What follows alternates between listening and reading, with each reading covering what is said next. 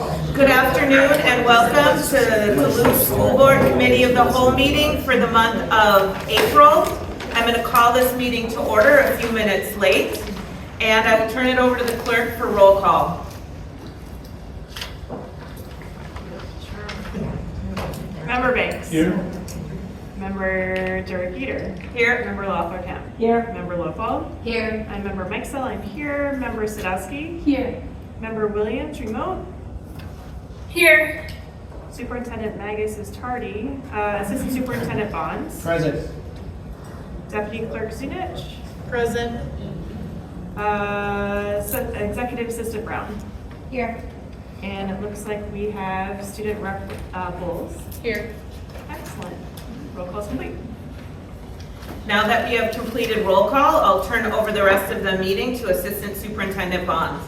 Thank you, Chair, and thank you, Board, and thank you for our presenters today who will be presenting.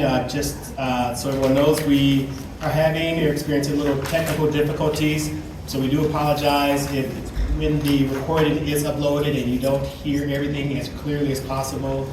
Just know that we are experiencing technical difficulties, but we are going to proceed. So first up, I would like to invite our students from Denfield who will provide a presentation related to chronic absenteeism. They are here with supporting staff Annie Parrish and Cameron Jokey, and we also have in the audience Principal Tuscan, who is also here. So I will invite our students to come on up to the tables and begin their presentation. Welcome, students. And remember, students, the mics do not work, so just go ahead and just talk and project your voice enough so that the board can hear, and then we can make sure we have a really good sound recording. So thank you and welcome, and thank you for being patient with the technical difficulties here.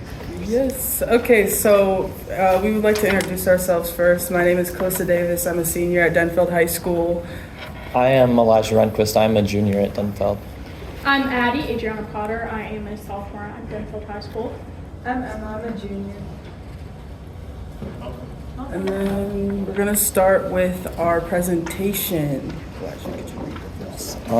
So we are all members of the Dashboard, which stands for Denfield After School Happenings, a program by the Duluth Community Schools Collaborative, which provides support opportunities for students to collaborate with community partners and build programming that supports student attendance and enhances academic success.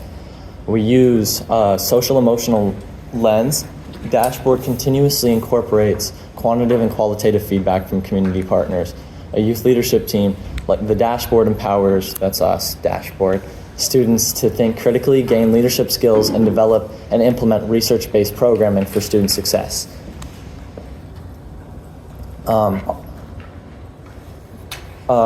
So in our research we found that, In our research we found that roughly 1 in 3 Denfield students are chronically absent. What is our program idea? To empower students to increase their attendance through connections that led them to feel a sense of belonging at school. We plan to implement this strategy by starting mentor relationships for students in need to personalize their needs and goals while fostering youth connections in schools. We hope to seek mentor volunteers through already established community partners with Mentor North local colleges and universities. Why is this important? Loneliness is a determining factor in a student's attendance. Not every student's reasons for absenteeism is the same. Our school particularly suffers from chronic attendance issues. We find that students are in need of inclusion in their school communities. Young people are not the future. Young people are the right now. Sorry, I'm having trouble seeing because I don't have my glasses right now. So, what do we hope to achieve? We hope with this program, students will feel a stronger sense of importance and belongings in their school communities, and that obviously we will boost attendance and academics in general. As with many other things we do, we want to build youth-adult partnerships. That's a big theme across our program. We want to improve students' developmental and behavioral assets. That's a big focal point of this project. The ways that we will know it is working, our team will gather quarterly intake surveys to track students' overall satisfaction with their attendance in our program.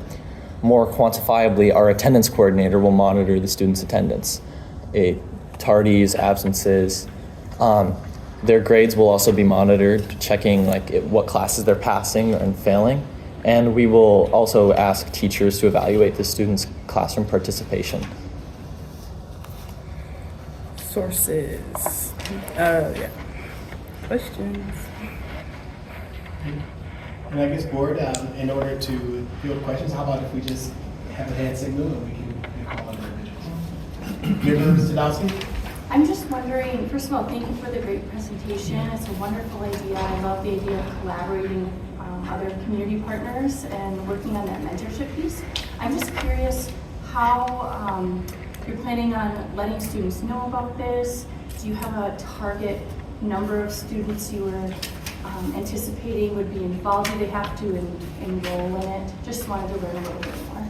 I think we plan to reach out to students through adults that may already be present in their lives and that they look up to, like teachers that have personal connections with them to recommend them. We also know from experience with other programs that we have implemented through DASH that the personalization aspect of this is reaching out to students that are in need, like through counselors or other people.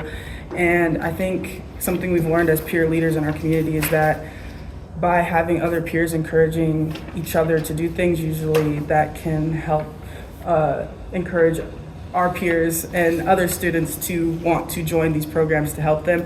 I know as a person that's been in DASH since junior year that it's helped me being in DASH to realize that the adults in our lives cannot be the only people getting things done. It also falls down to us supporting our own peer groups.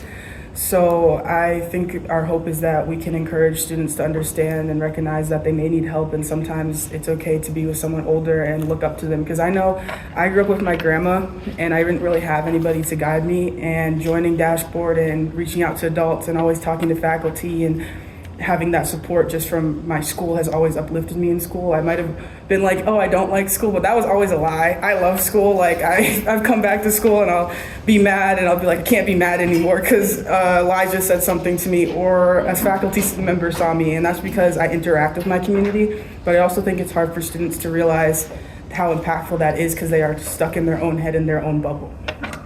Yeah. As far as the demographics we will be hitting, we had a program before this where it was attendance. I'm trying to put my finger on the name. I can't exactly remember the attendance contracts. That's what it was, where we would target students who had chronic absenteeism, and our attendance coordinator Maria Florestano would reach out to these students and have them sign a contract to where it's not really relevant, the processes, but so we would plan on targeting students in a similar way that she did and the similar students that she did before. Yeah. And with that, I can add on to that. It's more of it also involves the parents too. I think you had to have a parent signature on this contract. And what happened was the parents would be involved in helping encourage the student to stay in these programs, because we do need help with the support of the adults who are already in a student's life to encourage them to at least try the mentorship and try to connect with the adult or person that they are connecting to. And then I'd also like to say with that is that when we mean personalization is with the surveys we're going to be doing is we'll be surveying the student based on what they need from an adult. We don't want a student to be uncomfortable with an adult. So I know another example of why I think this works is I've been in therapy before, and I know I've had therapists that I don't relate to simply because they didn't come from the same ethnic background or the same struggle that I came from. So we're going to try to identify students that can find the mentor that relates to them in the most way. But we also plan to have mentors that understand that empathy and compassion is what students need, and they don't need more life thrown at them than they already have. Touching on that, like I said before with the behavioral and developmental assets, we plan on training our mentors in these assets so that they can properly know how to tackle these students and what to come at them with, so they're not seen as aggressive, and we can get a good strong foundation of these connections and with this proven framework that's been shown to be so successful in schools. Before I call on student representative Wallace, then I come over to member Banks.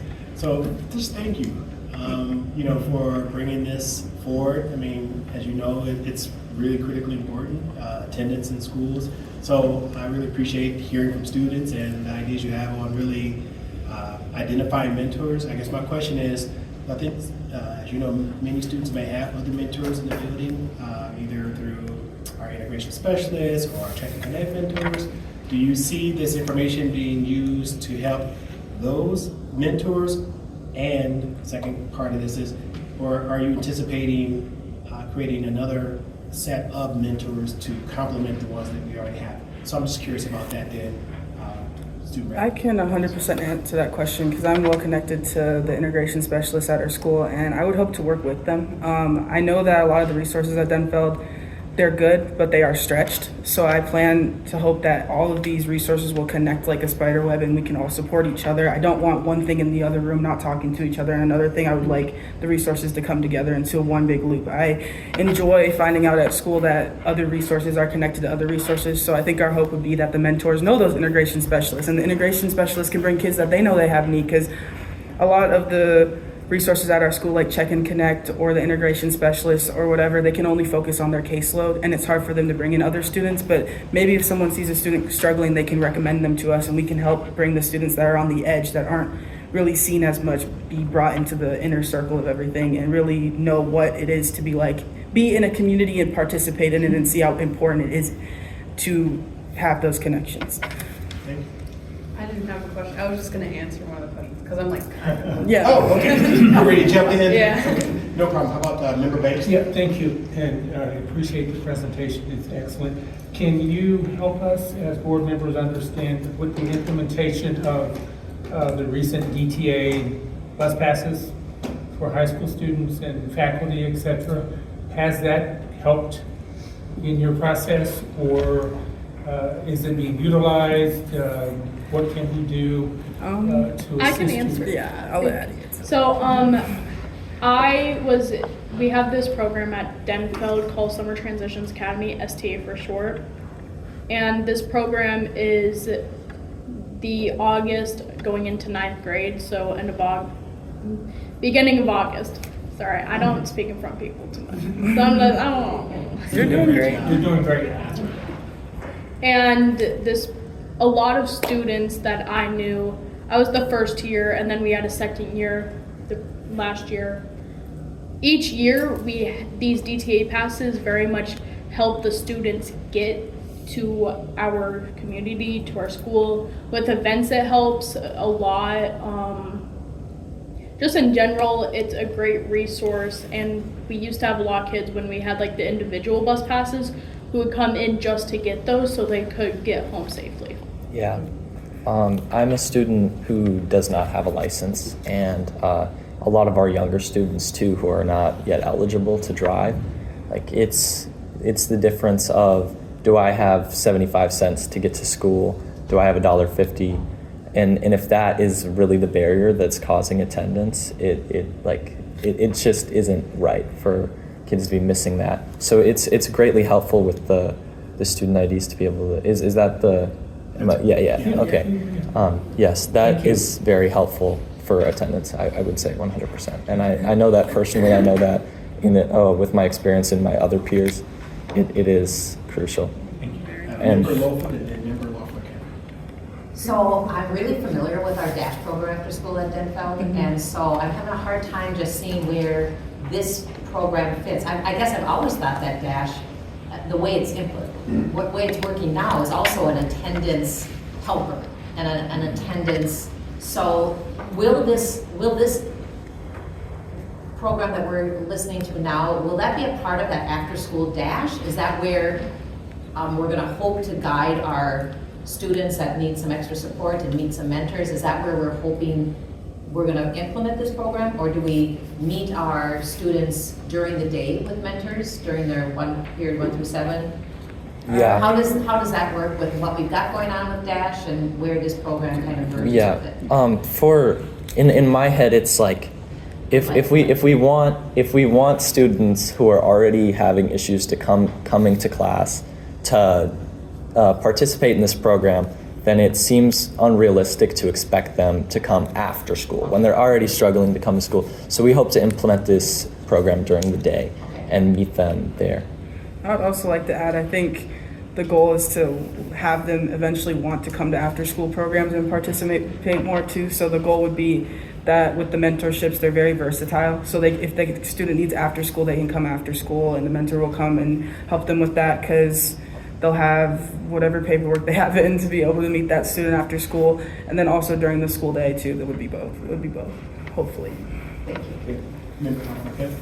Great, thank you. Thank you again for the presentation, and I love the vision you have and the work you've done to get where you're at already, so thank you.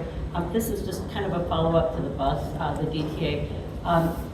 What's your sense that of how we've been promoting having those bus passes to students and staff too? You know, have we done enough? Is there other ways that that would help, that we as a district can support getting the word out more? Yeah, I can't speak for other schools. I'm a Denfeld student, but at least in my circles and from what I've seen, the bus, your student ID as a bus pass has been widely circulated. Everybody that I know is aware of that, whether from word of mouth or from faculty or stuff like that. But I just want to go on a tangent on transportation-wise. Yeah. Part of our program, in a similar vein to where transportation is an issue for kids, we would plan on supplying the mentors with gas cards so that they would be able, the mentors would be able to take students to school if they're not able to use the bus, or there's a lot of concerns with the bus still, with safety and stuff like that. Yeah. Can I ask a follow-up to that? Do you see any other barriers that you are hoping to address that, you know, like transportation is one? Is there other barriers that you're thinking about that would be helpful for us to know about? I think there is a lot of barriers, but it's hard to think about. Like, I guess one barrier would be money, of course. Money would be a barrier, and finding the people to do this that are willing to, but also I think we do have a big community that would love to help out the youth. So I think a barrier for me is probably advertising and making sure the word is out, and that we find good groups of people that would come and show up for these kids the way they need to be showed up for. And honestly, as a kid that didn't have support from like their family and stuff, I would hope that the people that volunteer to show up for these kids, they make it about the kids and they don't put their own personal drama into it. And yeah. Chair here, and then Member Mines. Just real quick, I want to thank you all for this, and I hope as the four of you are walking through this process, you're taking notes, so when it's time for you to have a resume, when it's time for you to look for a job, when it's time for you to go to college, you have written down these concrete experiences, because you're building skills that are going to be really important at Denfeld, that you then can carry that Denfeld thing that we all know that Denfeld has out to your community. So make sure that you're documenting all the things you're doing so that you can carry that out and use that for your futures. That's just a little bit of advice I want to give the four of you. Thank you. I just wanted to applaud all the work that you guys are doing, along with your other DASH counterparts, along with your faculty advisors. This is really important work, and all the research that you're putting into it is great. It's just so refreshing to have students in our board and committee meetings, you know, to hear your perspective and recognize the valuable voice and role you have in our educational system. And again, just wanting to make sure that we're prioritizing getting our students' voices more elevated with our inner-city student council that's hopefully going to be up and running here eventually, because these are the kind of ideas and the kind of work that we really want to make sure that we're fostering. And I just appreciate having you guys here and sharing that, and I look forward to hearing how things go.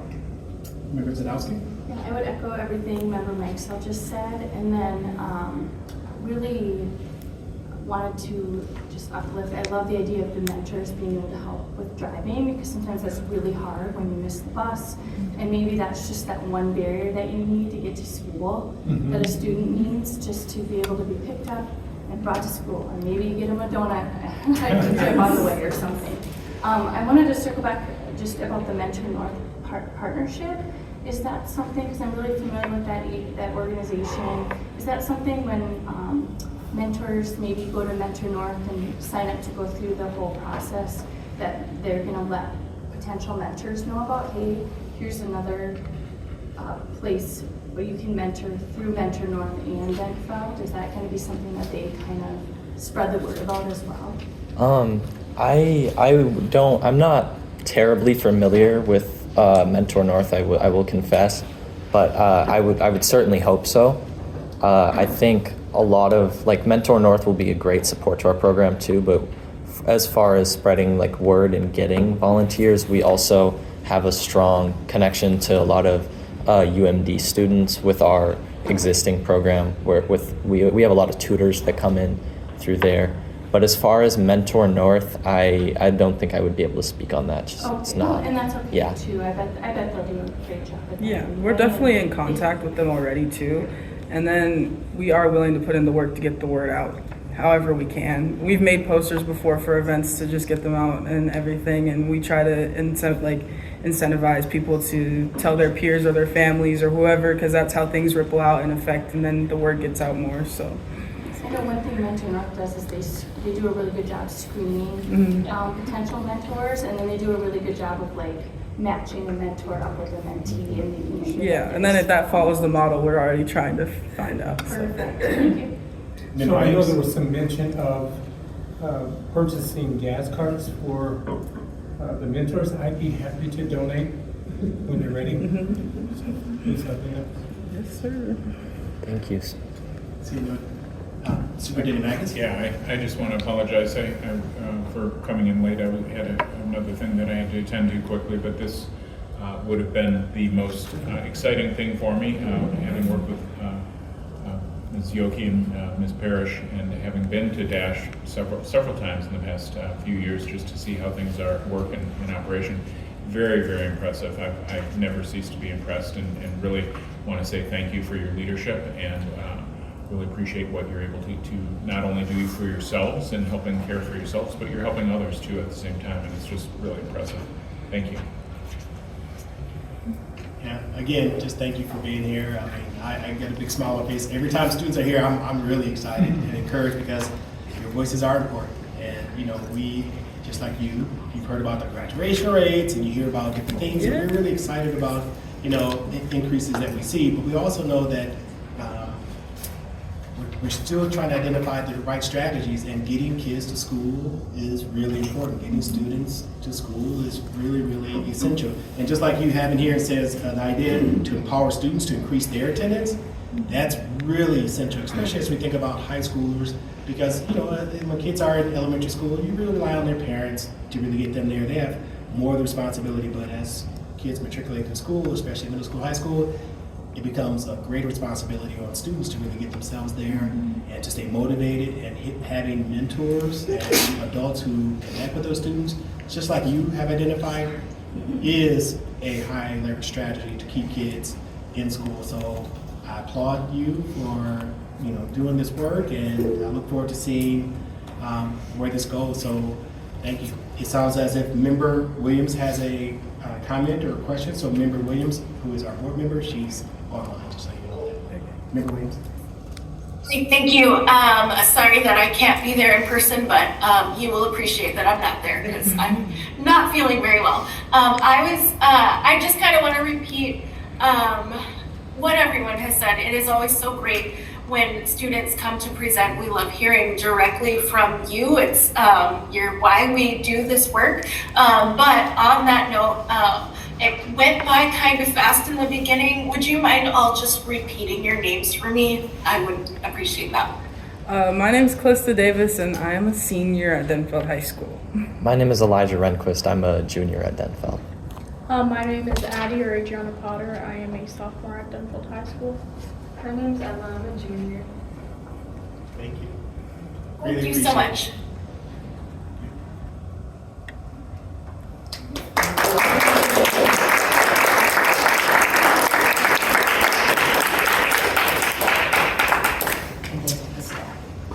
Staff, do you have any other questions you would like to share? Or? Right. Thank you, everyone. Yeah, they appeared at America's Future Summit, Cameron and I were there just as supporters in Wilmer, Minnesota a couple of weeks ago, and this was their presentation that they, and their idea that they came up with. They competed against 250 other young people from around the state, and they did really well. It was a great packed 2 days of learning how to become bridgers in a very political environment that we find ourselves in, to become those bridgers, to make those connections, and to find solutions that bring us together. So they did a wonderful job. We're all very proud of them. Very much so. I do want to note Tamia was a part of the team Yes. too, so the Yes. 5 of them all actually had scholarships to go and compete at this event. So they earned this, and they chose this topic of their choice. Yeah, absolutely. It's amazing, and even though the competition didn't shake out exactly How they we'd wanted. hoped, they're still pursuing this in our schools. Yeah. And it's truly amazing. They've already asked for funding. Addie, I don't know if you want to talk a little bit about it. Yeah, so I think the main grant writer at Dashboard. And I recently finished up a grant that was due on the 1st, and I did get it in by the 1st, don't you worry. Oopsie guys, sorry, I forgot. No. And I wrote it all about this, and I'm also on that board, and they really like us. They like us as a Dashboard. So I do believe that we will get that $1,000 funding. From Northland Foundation. From Northland Philanthropy. Foundation. Excellent. Thank you. Thanks for joining us. Yes.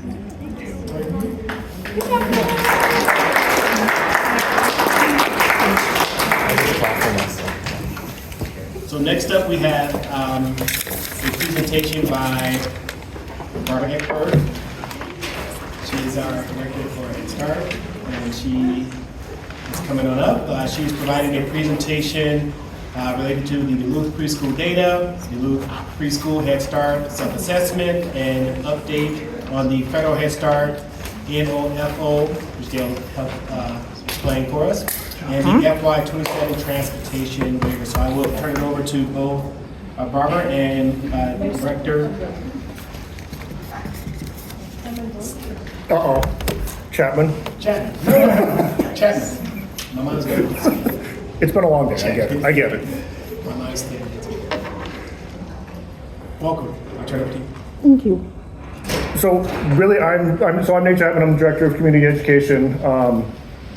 In the last 6 months, 7 months now, we've moved Head Start preschool as part of the community education program. So ultimately, one of the programs that falls under my supervision, but I defer a lot of that work to Barbara, and Barbara and I stay in regular contact. So really, Barbara's going to kind of lead us through the presentation, and I am here to support and help answer questions that you guys might have. Good evening, everybody. It's so great to see all of you. I see some of you more than others, but it's wonderful to see you. So tonight, I am sharing 3 pieces of information. Madam Chair has the self-assessment, which we are required to do each year.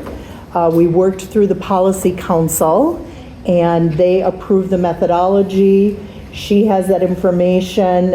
It was shared with you probably in your board packets. I'm looking here, okay?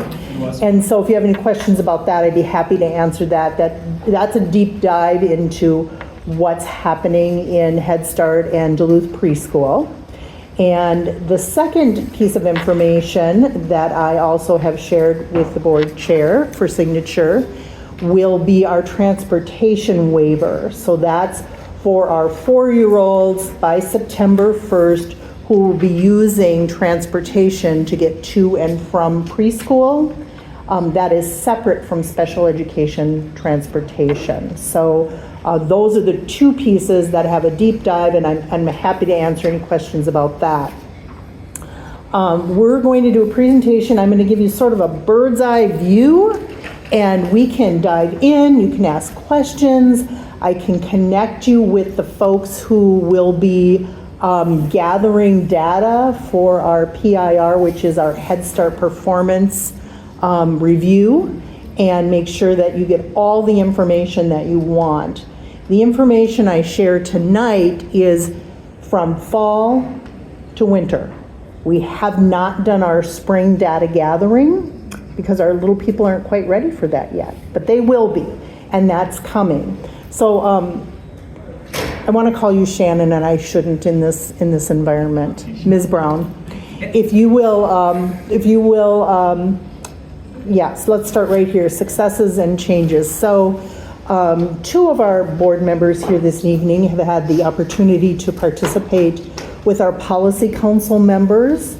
Amazing group of people, really taking the lead in policy council, having discussions, asking deep questions, wanting follow-up, really doing a nice job, I think, with regard to moving the direction of our program into one in which parents truly have a voice about what's happening, why is it happening, and able to ask questions about that. So very strong policy council. Many of our policy council members are also involved in district initiatives. So they're involved with Assistant Superintendent Bonds in some of the work that he's doing, some of the work that Marissa's doing with equity. So they're involved in that, and they report back to us along with our own internal committees. Tonight I'll give you an overview of student growth and development, so we'll save that for just a few minutes from now. Great coordinator team, couldn't do the work without them. They're longtime members of Head Start. They not only support me, but they support classroom teachers, classroom paras, paraprofessionals. We are all in classrooms subbing and supporting and coaching to make sure children get the best opportunities to learn and grow. We are also a part of the P3 initiative. So that's been an ongoing sort of, it was born, it sort of wavered, it grew, sort of wavered, and now we're in a really strong place. So what we do with the P3 initiative and those dollars from the state is we look at what's happening birth to 5 in our district, but also what's happening birth to 5 across our community. And so we're having wonderful conversations with partners like the Northland Foundation, Child Care Aware, the Public Library, the YMCA. We're having those conversations about how can we as a community, not just a district, support our youngest learners and their parents. So that's been very successful. Did you want to say anything about that at all? I just want to. I don't want to put you on the spot either. No, 100%. Because I think it's also important to recognize that we are working on that transition from preschool into elementary school. So we do have people from curriculum and from our elementary side. We have a principal. So we do have people from our elementary side coming in and hearing what we're doing with the preschool level, and then us getting information from them and putting it back into helping us make our preschool programs stronger as well, along with our ECFE programming as well. So that's been wildly successful this year. I'm really proud of their work. Of course, Director Chapman's already talked about us moving underneath the Community Ed umbrella, which has been a change for folks who've been here for a while. Not a change for me, probably not a change for you, but it's a really wonderful way to be held as a preschool when we're right alongside ECFE. So it's very seamless, and so we really appreciate that. And then we are fortunate enough to have 150 state-funded seats. So we blend and braid our funding, and so those 150 state seats are allocated to families who may pay some tuition. If we accept them and they can't pay tuition, we carry them with this funding. And so we are very fortunate here to retain those seats year after year after year as the legislature at the state level allows. And then a couple of changes. So we're hanging on tight. We're talking every month to the Office of Head Start. The notice of funding grant opportunity hasn't happened. Here we are. already in the month of April. And we have funding through August 1st through an extension. The next round of funding hasn't even been offered.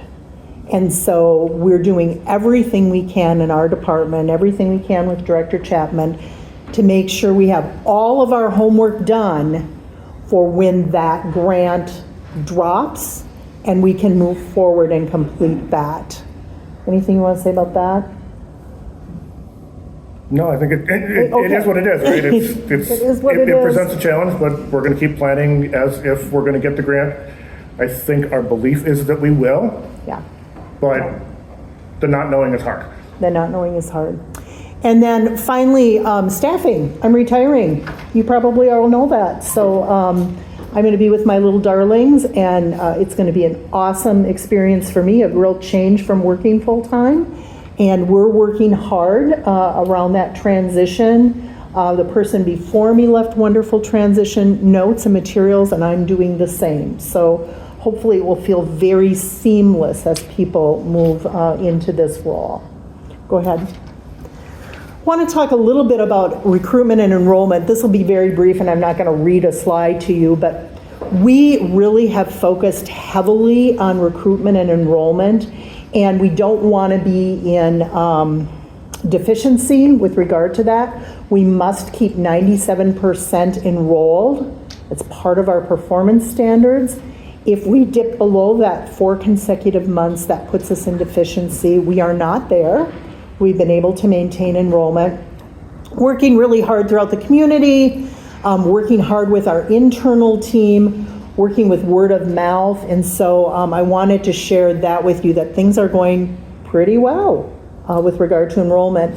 We currently have, as of today, 111 slots of the 306 already assigned for next year. So we're on our way, and things are looking very good. Okay, we're going to go into a little data, and I'm going to move through this quickly, but if you want to stop at something or we want to revisit it, we sure can. I'm not going to read every slide because there's quite a bit. Can we just go back to what you just said? Sure. 111 slots of the 360 already assigned? 306. So what does that mean? So families submit an application. Right. There's a process by which they are reviewed if they meet Head Start criteria or not, right?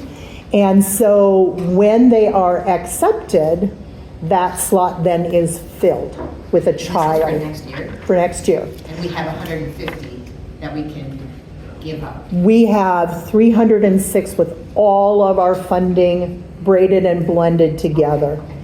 So 111 have already been spoken for, families have already been notified.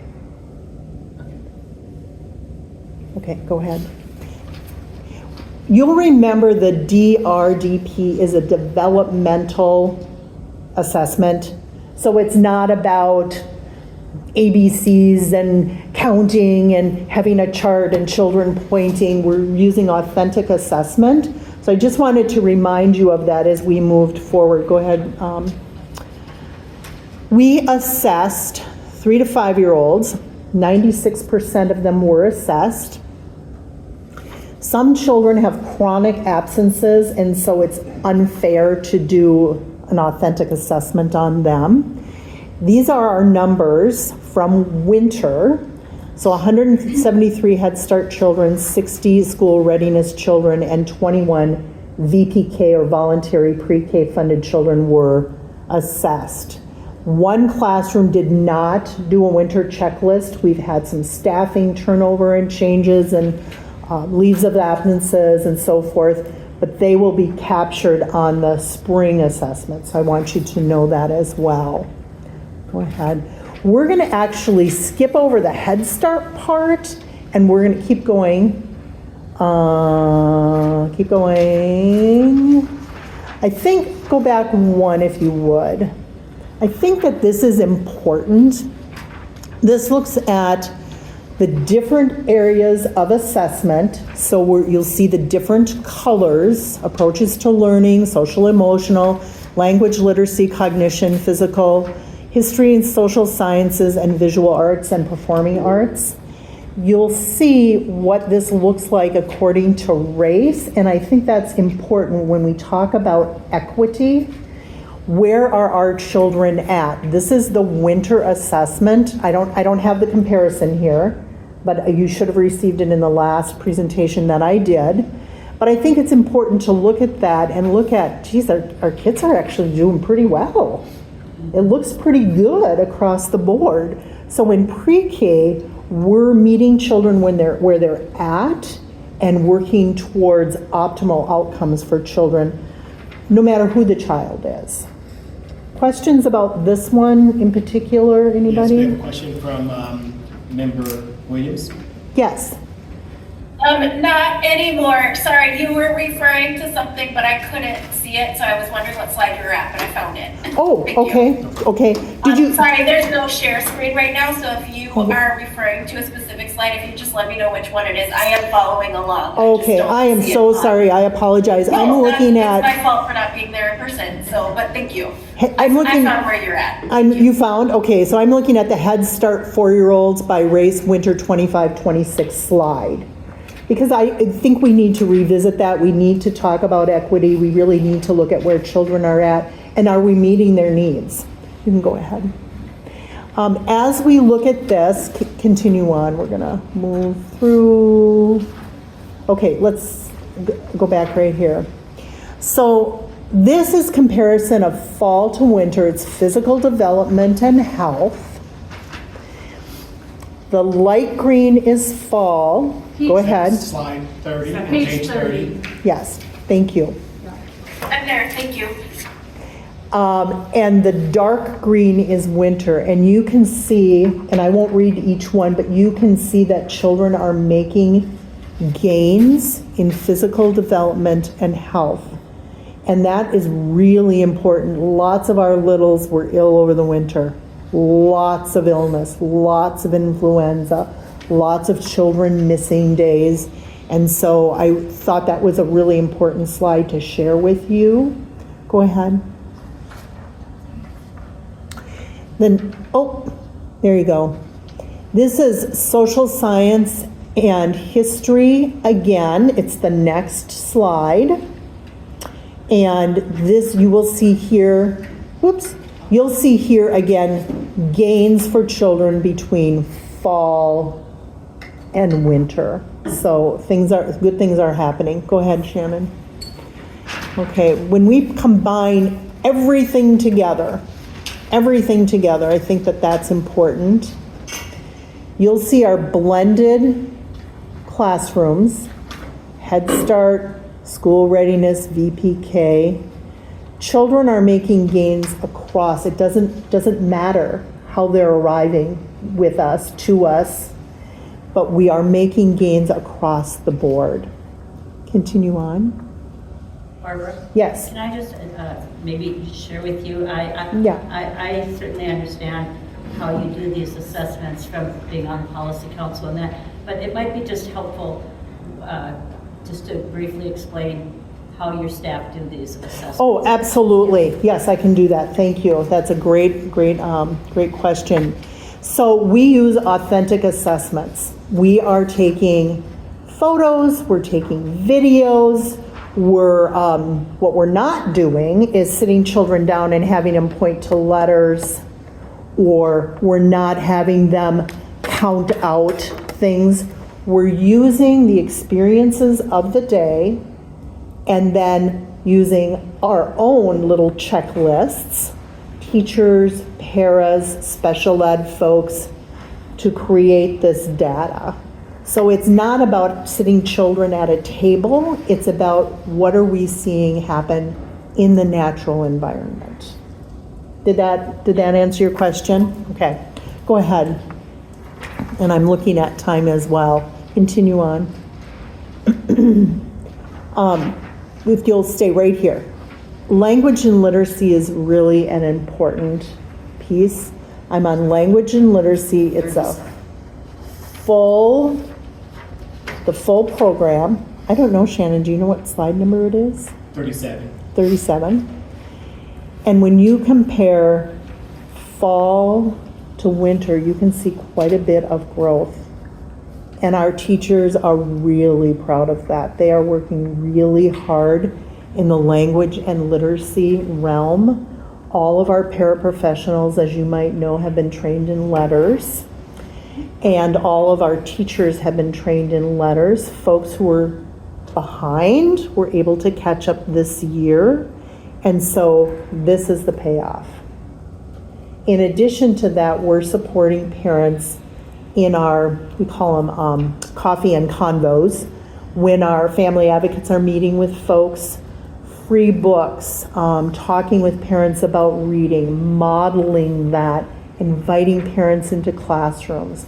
So that's what's happening to create these wonderful outcomes for children. Go ahead.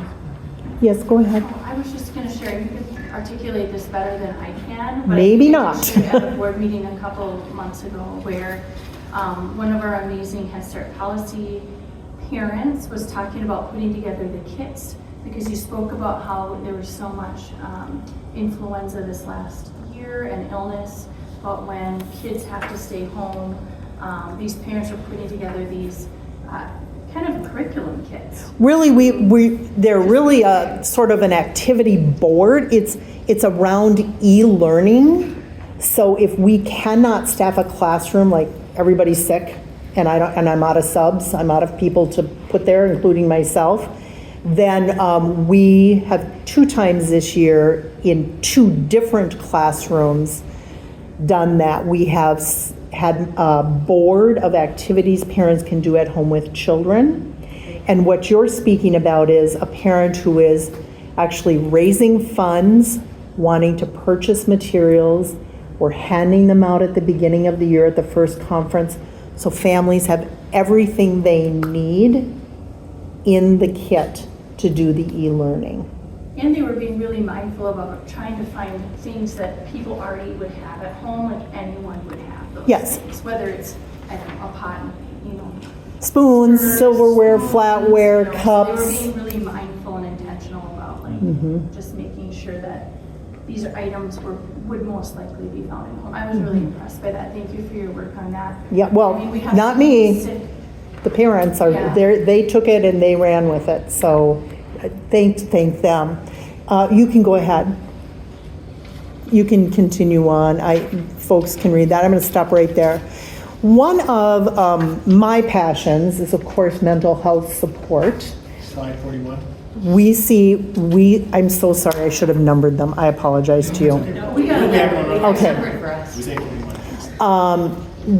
We have worked really hard with our mental health coordinator, Jen Fuchs, along with building capacity in staff training at our staff meetings, primarily with our paraprofessionals, so that they have all of the skills they need to work with our youngest children. I don't need to read this to you, you can go on.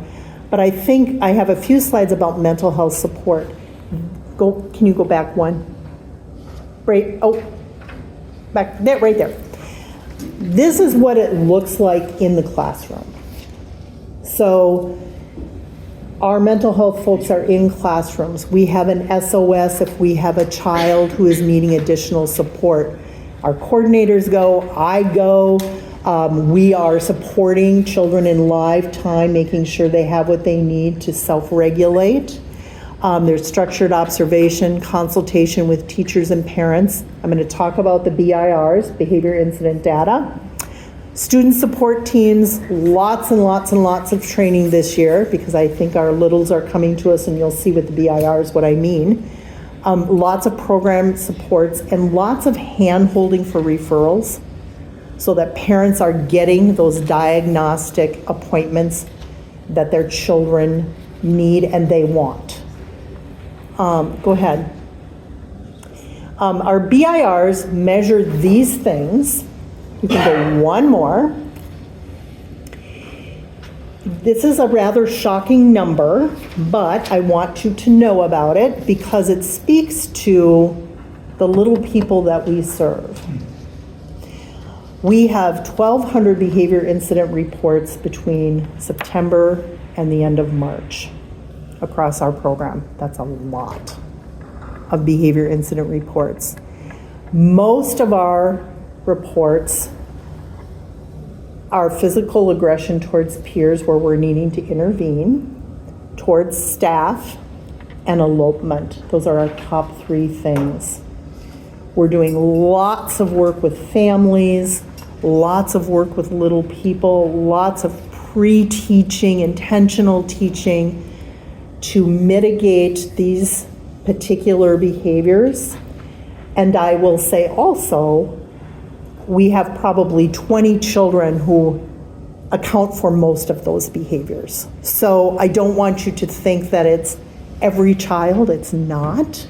But I want you to see real numbers because this has a real impact on staff absences, what staff need from the main office, my team, and what staff need from parents and outside agencies. So I wanted you to see this because it's a lot.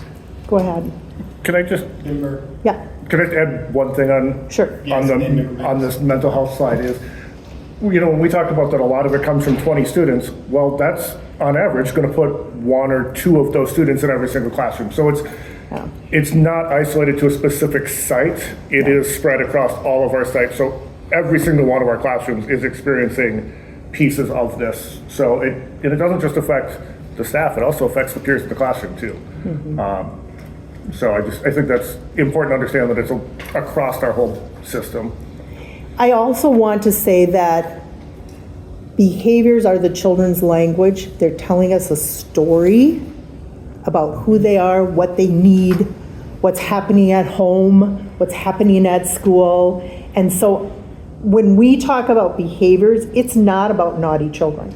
That's not what this is. It's about we need to know what your story is so we can figure out how to best serve you. Go ahead. Member Banks, and then Yeah, Member just Mike. a question. Are you sure. aware of the Empowerment Agency? We did talk about that, and our staff is aware of that.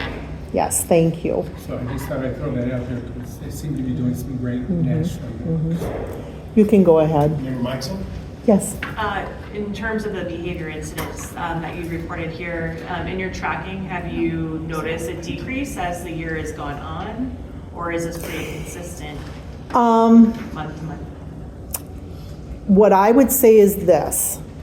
We scaffold towards success. So we might work with a family, one example, and say, what we're doing isn't working.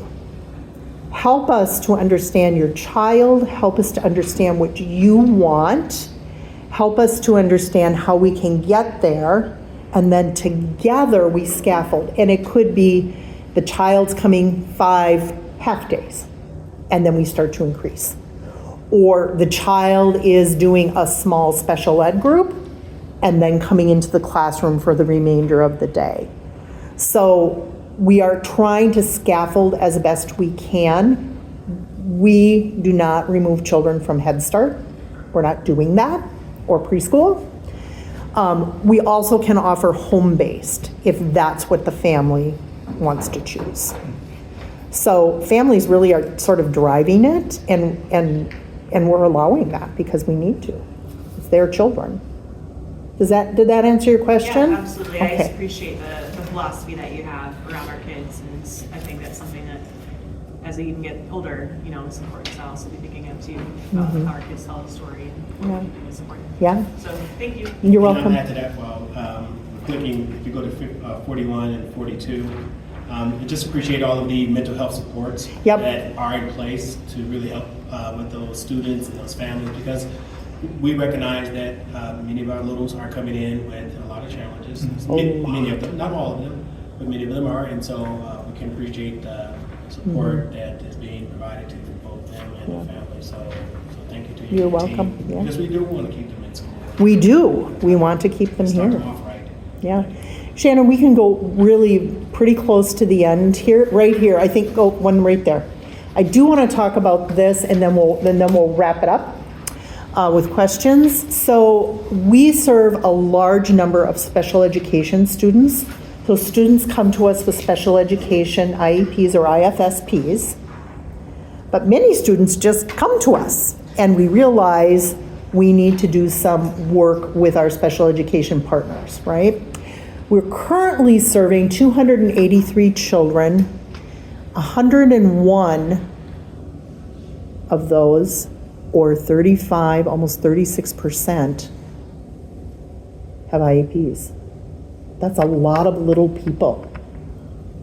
That's a lot of little people.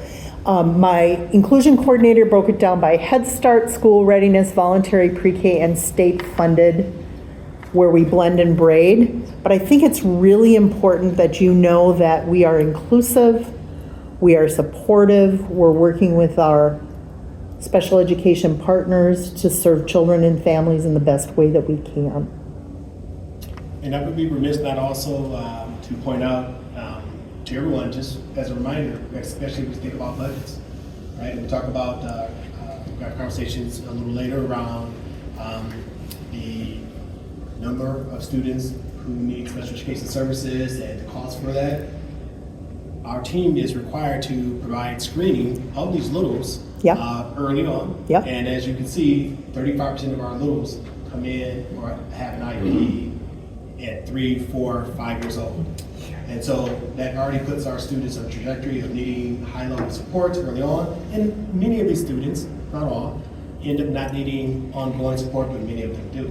And so I just wanted to make sure that there's a connection of, we have students who are coming in early on with, again, many amazing students who don't need the support, but then students who do need support and have challenges. And we try our best as a district to meet those needs early on. But it's a significant number, or a significant percentage. Member Mitchell, and it's Superintendent Magus. What does DD stand for? Developmental delay, so that's that global identifier for young children before they have to meet criteria. Sure, thank you.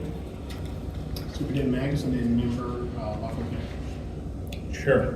Just want to say thanks for the great presentation. And when we think about those special ed numbers, I know we've talked a lot as a board and as a district just about how many students we're serving in special ed and the cost of special education. Not at all blaming our special education students by any means, but also just talking about that funding need. And I know Jason has talked, Director Crane has talked about that as well. I was scheduled to testify for the House Finance Committee on Education this afternoon, but related to the proposal that we reduce special education expenditures in the state by $250 million or $300 million as aligned by the governor. But that testimony was delayed today, so I wasn't able to do that. So just as we're talking special ed, I thought I'd remind. But we're always trying to look for money. As we get more, you can see. I mean, this is the beginning of the story. This is the beginning. Coming in are having greater mental health needs. They're having greater behavioral needs. They're having greater needs for academic supports and other supports. Yep.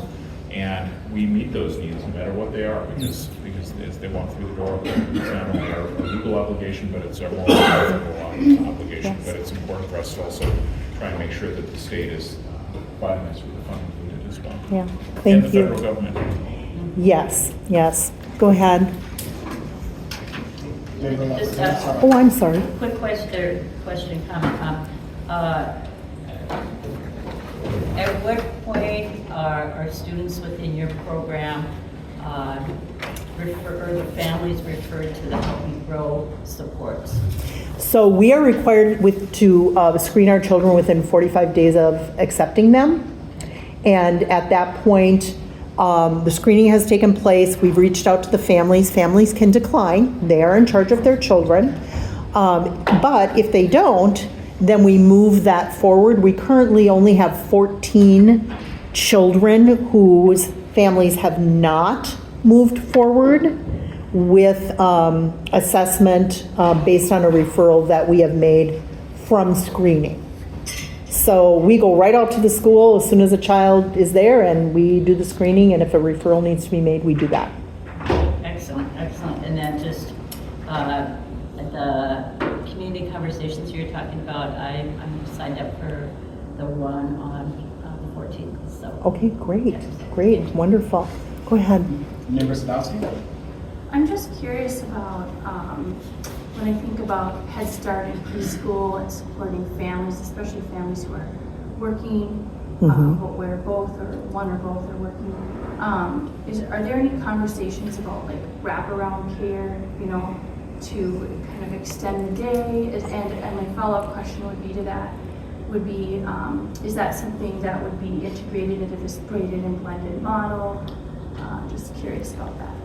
I'm going to turn that over to Director Chapman. So I'm actually in the process of kind of working through a budget scenario of what that would cost. I think that's the first step, and then I think our next step is going to be trying to gauge interest. But there's also a lot of logistics that go into it, right? Space is hard. So where are we going to put them in our school buildings? Who's going to staff it? Our partners with Keyzone have struggled to find staffing this year, which then presents us with a really big issue. I don't want to turn around and say, oh yeah, let's do this, and then we can't do it. So I am definitely actively exploring that option, but need to kind of figure out what our thresholds are going to be and how we operationally make it work so that it's a positive program for students. My gut is that it probably wouldn't be part of the blended and braided, that it would be a standalone program. Because at a lot of our sites we run multiple classrooms, and we might only need 4 of those kids from this classroom and 12 of them from this classroom. And to me, it's going to be easier to shift them to one space than to try to shift all of them to one class. And I don't even necessarily know that that's the right model for a classroom, because now you're making really, really long days for that entire group of kids that are going to be together all day long, which even from a school aids care standpoint, that tends to be where you run into your trouble, is the kids who have been in class together all day long come together and hang out for an extra 4 hours afterwards. So we're looking at it. I'm working through it. Barbara and I have had some conversations, and now I'm really starting to try to dig down and dig through kind of what that would look like. And then having conversations with other community ed directors as well of what they do, how they do it, what's working, what's not working. So it's something we're looking at, but it's going to be a process to get off the ground if we do it. Are you looking at any unique, have you discovered any other funding streams that we're not utilizing right now that could be? So we've done some work. I've directed my business manager in our department to work with CCAP around what funding is available, how does that look, what does that mean for licensing, do we need to be licensed? As Director Chapman has said, there's lots of pieces to put in place. Families are clearly telling us they need this, and we want to make sure if we do something like this, we have all the pieces figured out so that we're not offering something to families that isn't not only highly desired, but also is, it really needs to be a Cadillac version of childcare. That's where I would want my child. So, go ahead. We're doing a lot of work with staff development. You can click into that as you're going through. Go ahead. Health and nutrition. Here, I think it's really important to talk about how our kids are going through vision and hearing screening and well child and dental. We have provided a number of free sets of glasses to children to make sure that they have what they need. Go ahead. We're using class observations. We talked about this in the fall. Were we doing Danielson? Were we doing class? Were we doing both? They crosswalk together with regard to teacher evaluations. And this year we chose to do class because that is tied to our Head Start funding. The self-assessment, you can read this along with the full self-assessment that I have provided. Go ahead. Go ahead. And then finally, where we are in the grant cycle. I briefly spoke about it at the beginning of my presentation. We are waiting. We are asking. We are preparing. We're working together as a coordinator group and a leader. We're working with Director Chapman, trying to make sure we have everything in place when that grant drops. What we don't know is what they're going to ask us. They have not provided guidance from the federal level. So I'm getting everything ready, and I hope that's what they're going to ask. Thank you. Thank you. We appreciate it greatly.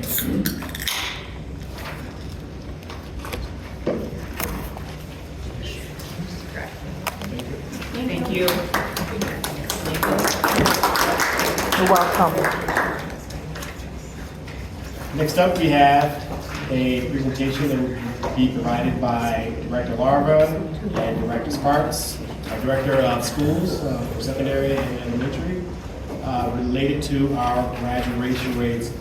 As the board knows, we recently received our graduation rates. We've already shared with the board some initial information, and we also shared some initial information and communication with the community as well. And so the intent of this presentation is to give the board and the community a little bit more insight on our graduation rates and a little deeper dive. So I'll turn it over to Director Larva. You just get Director Larva today. Hi, everyone. I'm trying to get myself organized here too so that I have this in front of me because I think it's just kind of hard to look at that. So, okay. Hi. So if you want to go the first, did I give you the actual presentation? I felt like I did. I shared it with you. No, I think I sent you both. Yeah.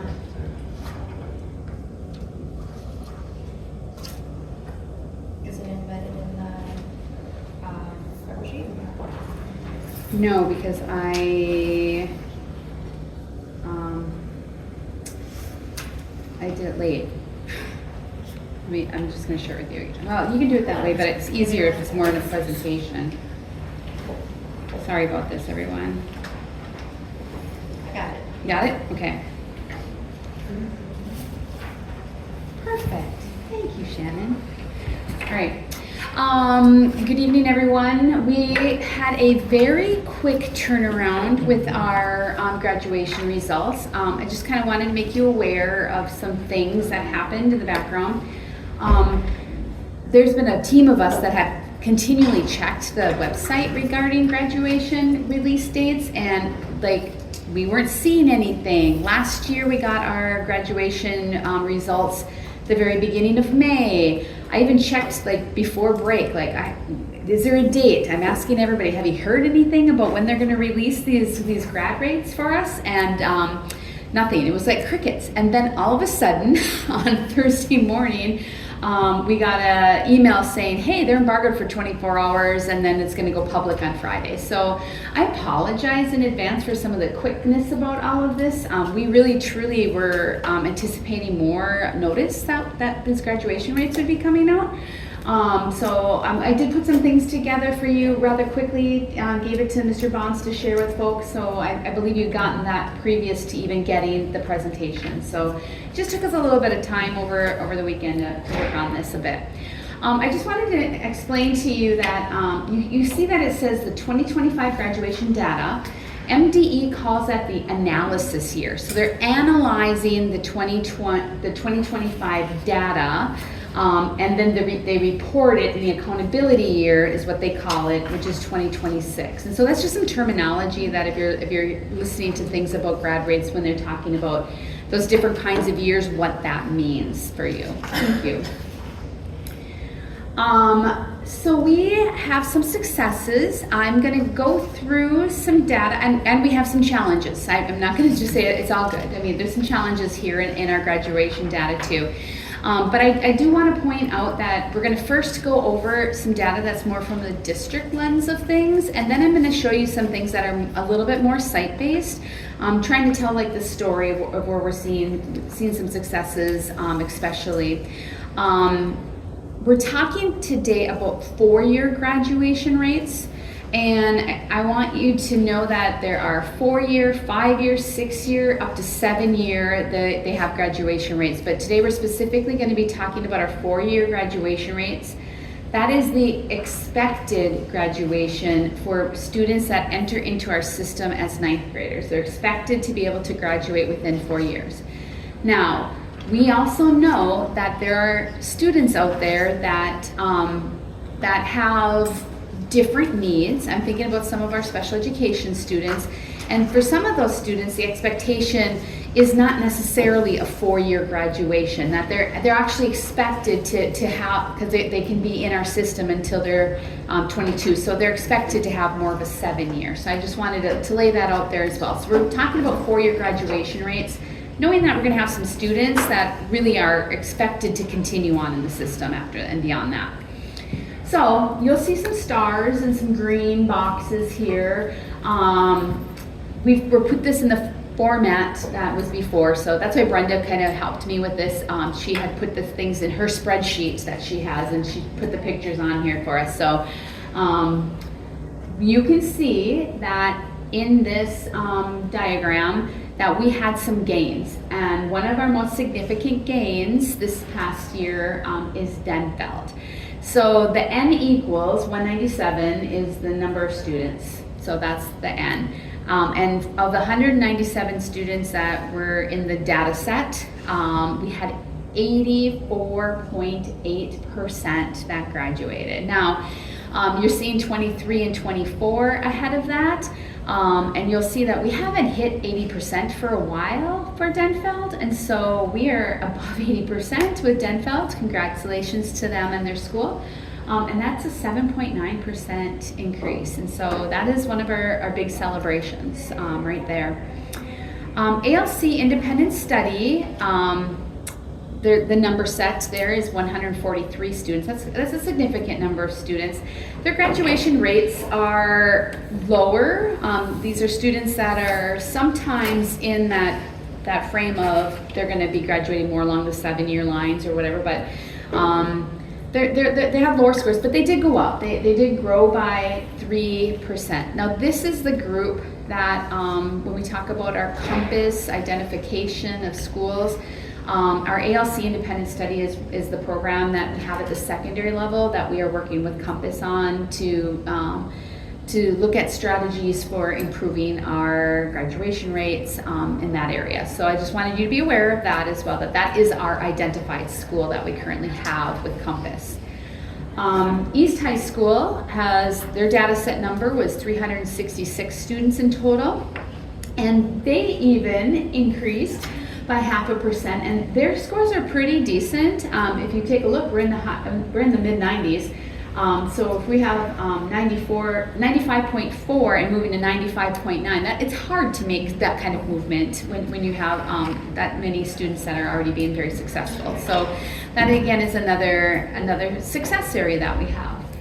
I did pull out the Area Learning Center seat-based, so they had 40 students in the seat-based program as their data set that they were tracking. And last year they had really made a significant change. I feel like they're still in the same ballpark. I mean, they went down less than 1%. We're still in the same ballpark. That's still very good. AEO did go down. There's only 22 students that would be counted in their data set. And they went from the 88.9 to 72.7. So we'll have to analyze and see why that is, like what was going on with those students and why there was a dip in our AEO results. Member Sadowski? I'm just curious, is that ADM or is that students? Those are students. The N's are students. So it's actually counting bodies. It's by Mars numbers. So it's counting students. Okay, thank you. Yeah. And is same question, is that based on just how many took the test? There's more students, but you said something about well, you called it a data set. I called it a data set, a cohort, a data set. So there was 197 students that are tied to Denfeld. And when we get to the end of the presentation, I'm going to talk about those 4 categories of status for them, which is graduated, continuing, unknown, dropout. And so, but this is the whole number that they're looking at, is like for each of those has a different data set. So 197 kids were tied to Denfeld.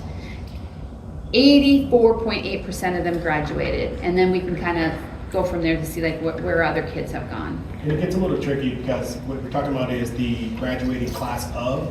You might think of it as one thing, but the state has a lot of different categories. So a graduating class, so the freshman class may have, let's take a conversation, let's say the number is at Denfeld. They have identified that there are 197 students in that graduating class.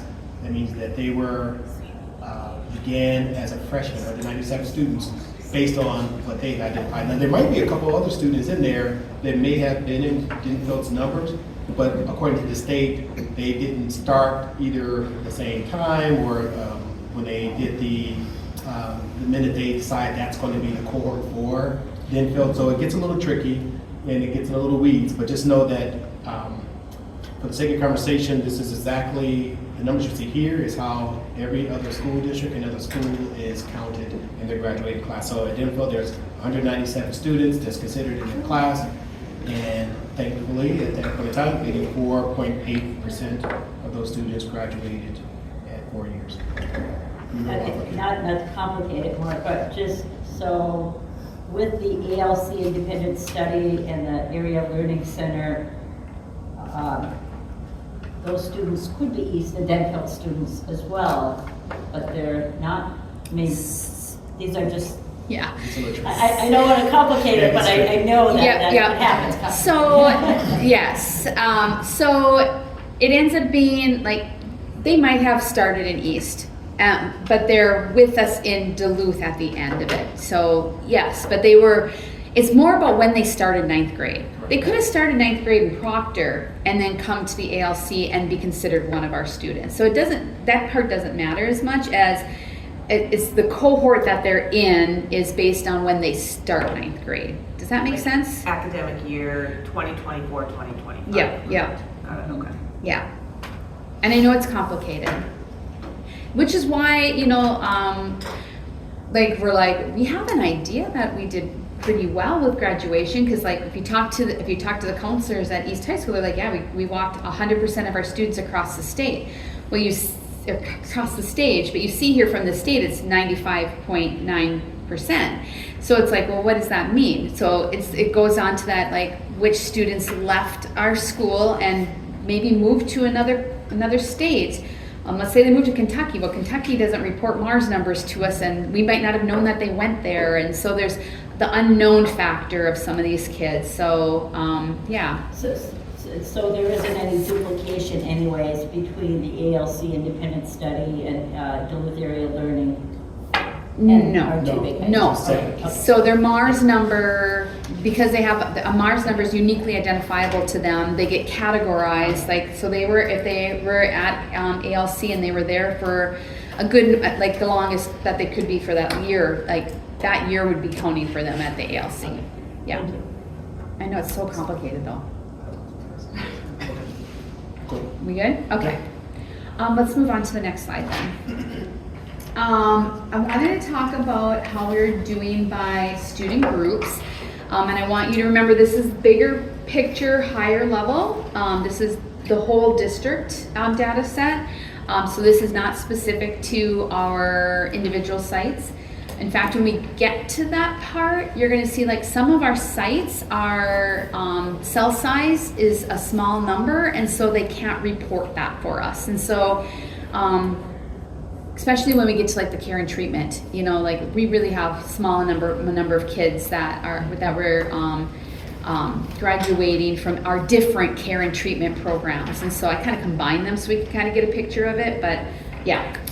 So you can see here our all student rate again was the 80.4, and when we're talking about that, that's an increase for our district of 1.3%. So overall our district rates are going up, which is wonderful. Our students in the 2 or more races category went down a little bit, 6.4%. So we had some kids go down there. That number up, so our whole group of students is 770 that we're talking about for our district.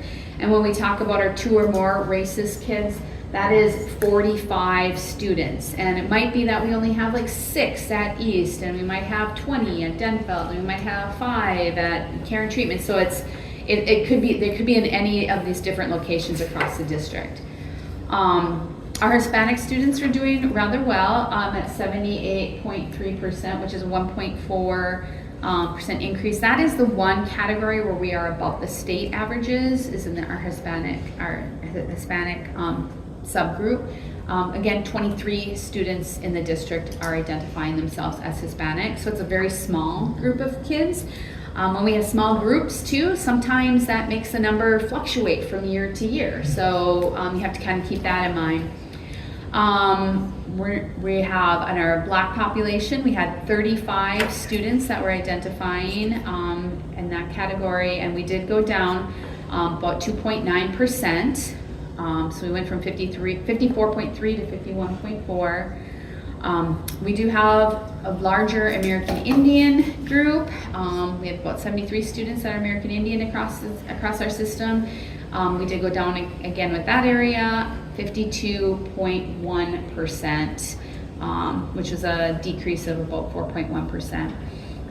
Our Asian students, we only had 8. So we can't really report that. I'm not sure why there's a star on there, Brenda, but that's okay.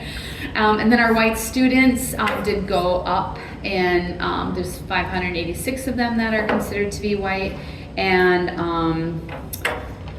it was a 86.2% or 2.5% growth area. Superintendent Mathis? I just want to say, I think this is a slide that points out that we celebrate certain aspects of our growth as a district, but we also very much recognize that we have opportunity gaps. And I use that word carefully as opposed to at-risk students or other gaps, because I think it's up to us to figure out how to better serve all students to make sure that we raise the rates of all students.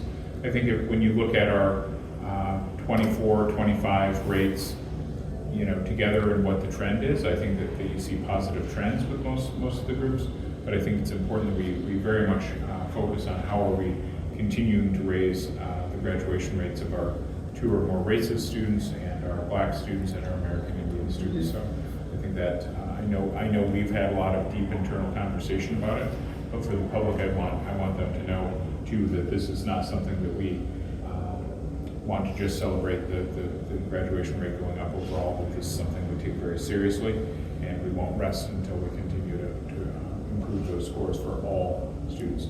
Our vans say and our signs say every student every day. Thank you. And I would also like to point out the next couple of slides will give you a little bit more finer detail of how we're doing site by site. So there will be some information here that gives us some indication on where we need to focus some of that energy and support to look at either programmatic improvements or supports for students, and just overall things that we can really focus on to improve outcomes for all students, especially African American students and Native students. So we have a lot of data, and it can really tell us exactly who and where students are needed the most support. Member Moulton.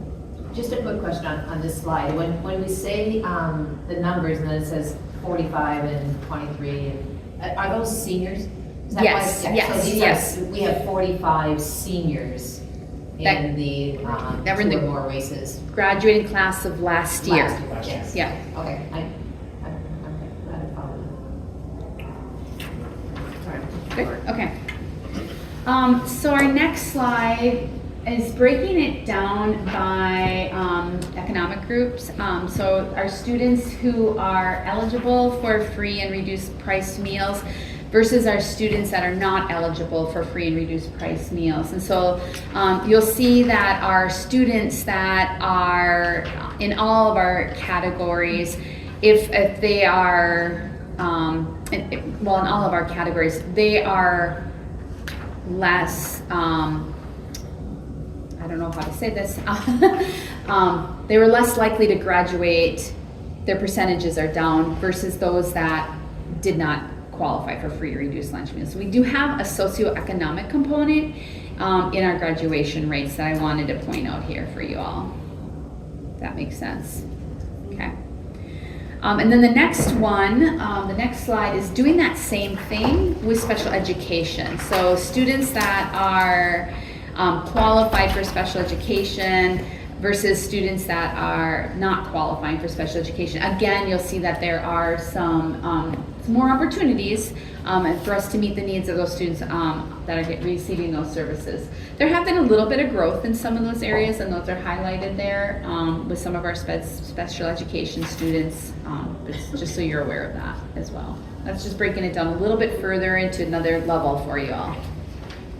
Cheerleader. And just when we look at these two slides, when we're talking about free and reduced lunch and then qualified for special education or not, when we're breaking these demographics down even further, we're talking about tens of students.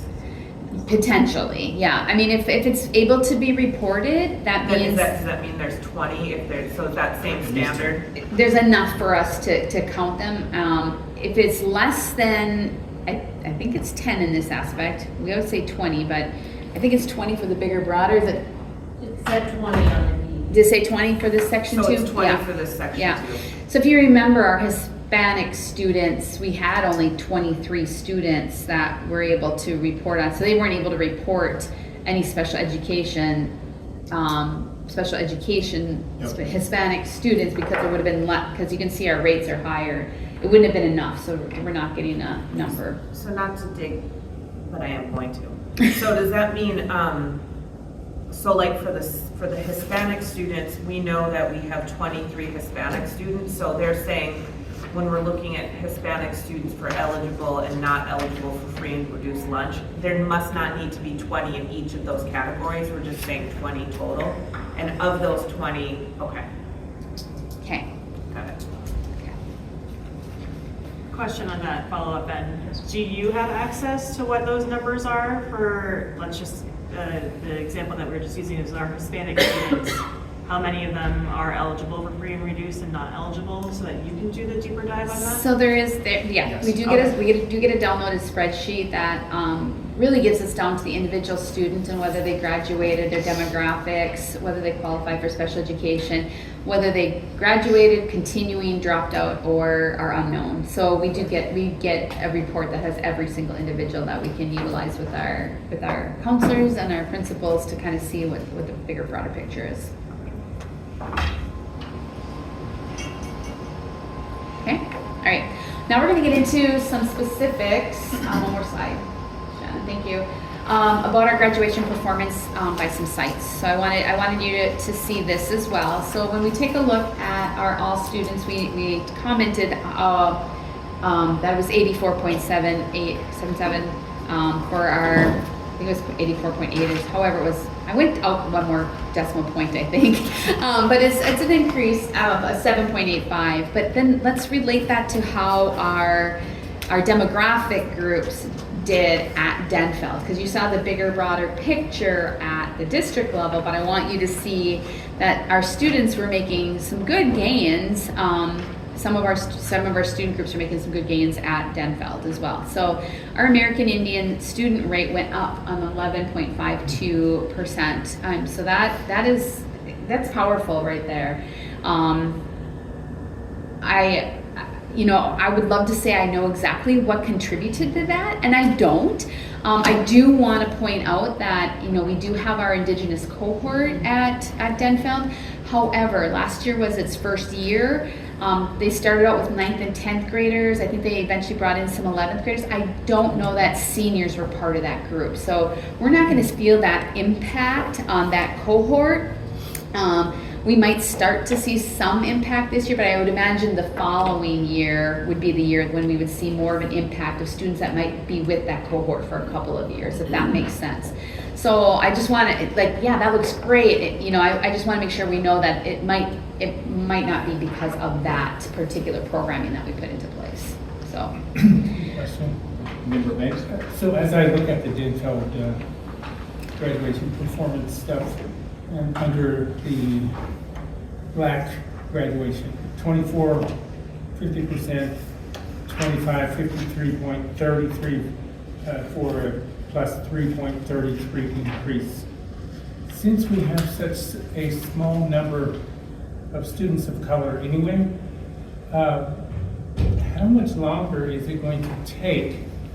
I don't know that you would have the answer to this, but I guess it's rhetorical. How much longer is it going to take to get our Black or African heritage students to the point where the graduation rate is in a celebratory manner? Again, because we have such a low number of Black students in the district, year in and year out, I'm constantly concerned about what it is that we're not doing as it relates to socialization efforts and inclusiveness efforts in making our students, all of them, but in this case, our Black or African heritage students, feel as though they are welcome and appreciated and honored in these schools. Supposing that all of this is rhetorical, but we have to do even more for our students, even though the numbers are going up. I still believe, strongly believe, that there is something still missing. And I guess I would... If somebody could help me with that, because I'm trying to understand why it is repeatedly, year in and year out, this way. And I appreciate that, and that's why we're making sure that, as we said, we have the data of our students broken down by demographics in terms of who's receiving interventions and who's receiving support, even right now as they are matriculating through our schools. So we have that data, and we're trying to make sure the students receive the supports that they are deserving of. And so I know Director Larver shared that she's not sure why can point to something specifically. I would say there's a lot of things that we have done as a district that says why we have the data that we do have. I want to get to your question. Sure. The data that you're seeing up here reflects the focus of this the district, the focus of the district office to really and teachers to really focus on equity. If you remember, we have equity as something that we put in that we're striving for to accomplish as a district in terms of priority and other priority efforts. So I attribute that the hard work of the district teachers, staff to really be mindful of we need to make progress and improvements and be strategic in how we leverage resources. We've been doing that, and that's why I can say that many efforts are leading to these increased results. I think I even shared something with the board and the team yesterday around correlation and causation. And at the end of the day, it just speaks to there are a lot of things that have to go into place and happen in order for improvements to happen. And we can't say that one thing caused it, but a number of things. Those kids today have connected a lot of dots. Those students today have talked about mentors. Those students today have talked about attendance. As a district, we've been focused on attendance and mentorships through Check and Connect. Those things are things that we've been putting in place for the last 6 years that I say have contributed to the increases that you're seeing year after year. And they're small, and we know we need to continue to make significant gains. And so remember, this data is from last year's set. Right? We made some significant changes that sometimes were not popular for current programming. We have made some staffing changes at our high schools and middle schools with schedule changes that we will see some differences for all of our students, especially students who constantly are not performing the way we want them to. We also made some significant, changes in staffing levels for Check and Connect. Hence why there was a movement to move a number of more staff to sites like Denfield who have more African American students and American Indian students to make sure those students receive mentorships. We won't see the impact of that because for another couple of years, because that just happened, this is the first year. So you have to think about those students who may be benefiting right now for a mentorship. We won't see that until hopefully the students at the end of this school year and then subsequent years. So there are things that we're putting in place that we believe will lead to better outcomes, but it takes a lot of different things to come together, including our own students' motivation. I keep pointing like this to here, their own motivation, their leadership, their own figuring out hey, we need support to get to school on time. Here, we're figuring out that we need some more mentorship. So our own students' motivation is going to also make sure that those students succeed. So there isn't one thing. There's a lot of things that need to happen. We know there are other strategies that we're missing that we need to continue to identify. And that's why I was mentioning this and focusing on that, because I'm wondering also to what degree parents, African heritage parents, and guardians are involved in the education of their children. And so that would be something that if we can figure out what that is, how do we involve those parents and guardians in the life of their children's education? Correct. And I want to add to that, because then we'll go to the others. Yeah. And that's where we end up implementing or putting in place our family community engagement specialists, and making sure that we have strong efforts to really try to connect with families in a different way, to engage families. And again, some of those things are real focused efforts, again, of strategies that we need to continue as a district to improve, because we haven't fully realized all of the engagement opportunities with all of our families, whether they're African American or white families. All of our families, we are looking for ways to really engage more deeply with everyone. So it is something that we, as a district, have to focus on. So I don't know who to begin with, so I'm going to start here with Member Mikeson. Thank you for getting all the data from MTE and just putting it in nice tabs for us to kind of digest. On Member Banks' points that he was trying to raise, when we talk about our Black students, do we keep track of students who may be continuing or on a 5 or a 6-year track, so that while we may not be graduating, the 17 Black students in 2025 on the 4-year track, do we have information on whether or not they're going to be successful, like with a plan of a 5 or 6 year? Are we keeping track of that kind of things? So a lot of our students will engage with our Duluth Area Learning Center at that point in time, and they do really keep good track of that. They reach out to students like, hey, you haven't reached this, you're going to be turning 21 at this time. Can we help you? Can we get you there? So they do a lot of that reach out piece there as well. But once we get the file like we did now, I haven't had time to put it into digestible formats for each of my sites. I don't want to give all the information, they don't need all of that, but those continuing ones, who do we need to check in on? Who do we need to make sure that we're tracking? Those will be going out to them, yeah. Okay, and then next question, on our American Indian students, it's so nice to see the increase at Denfeld, and kudos to the staff there and the families that are actively involved in helping support those students.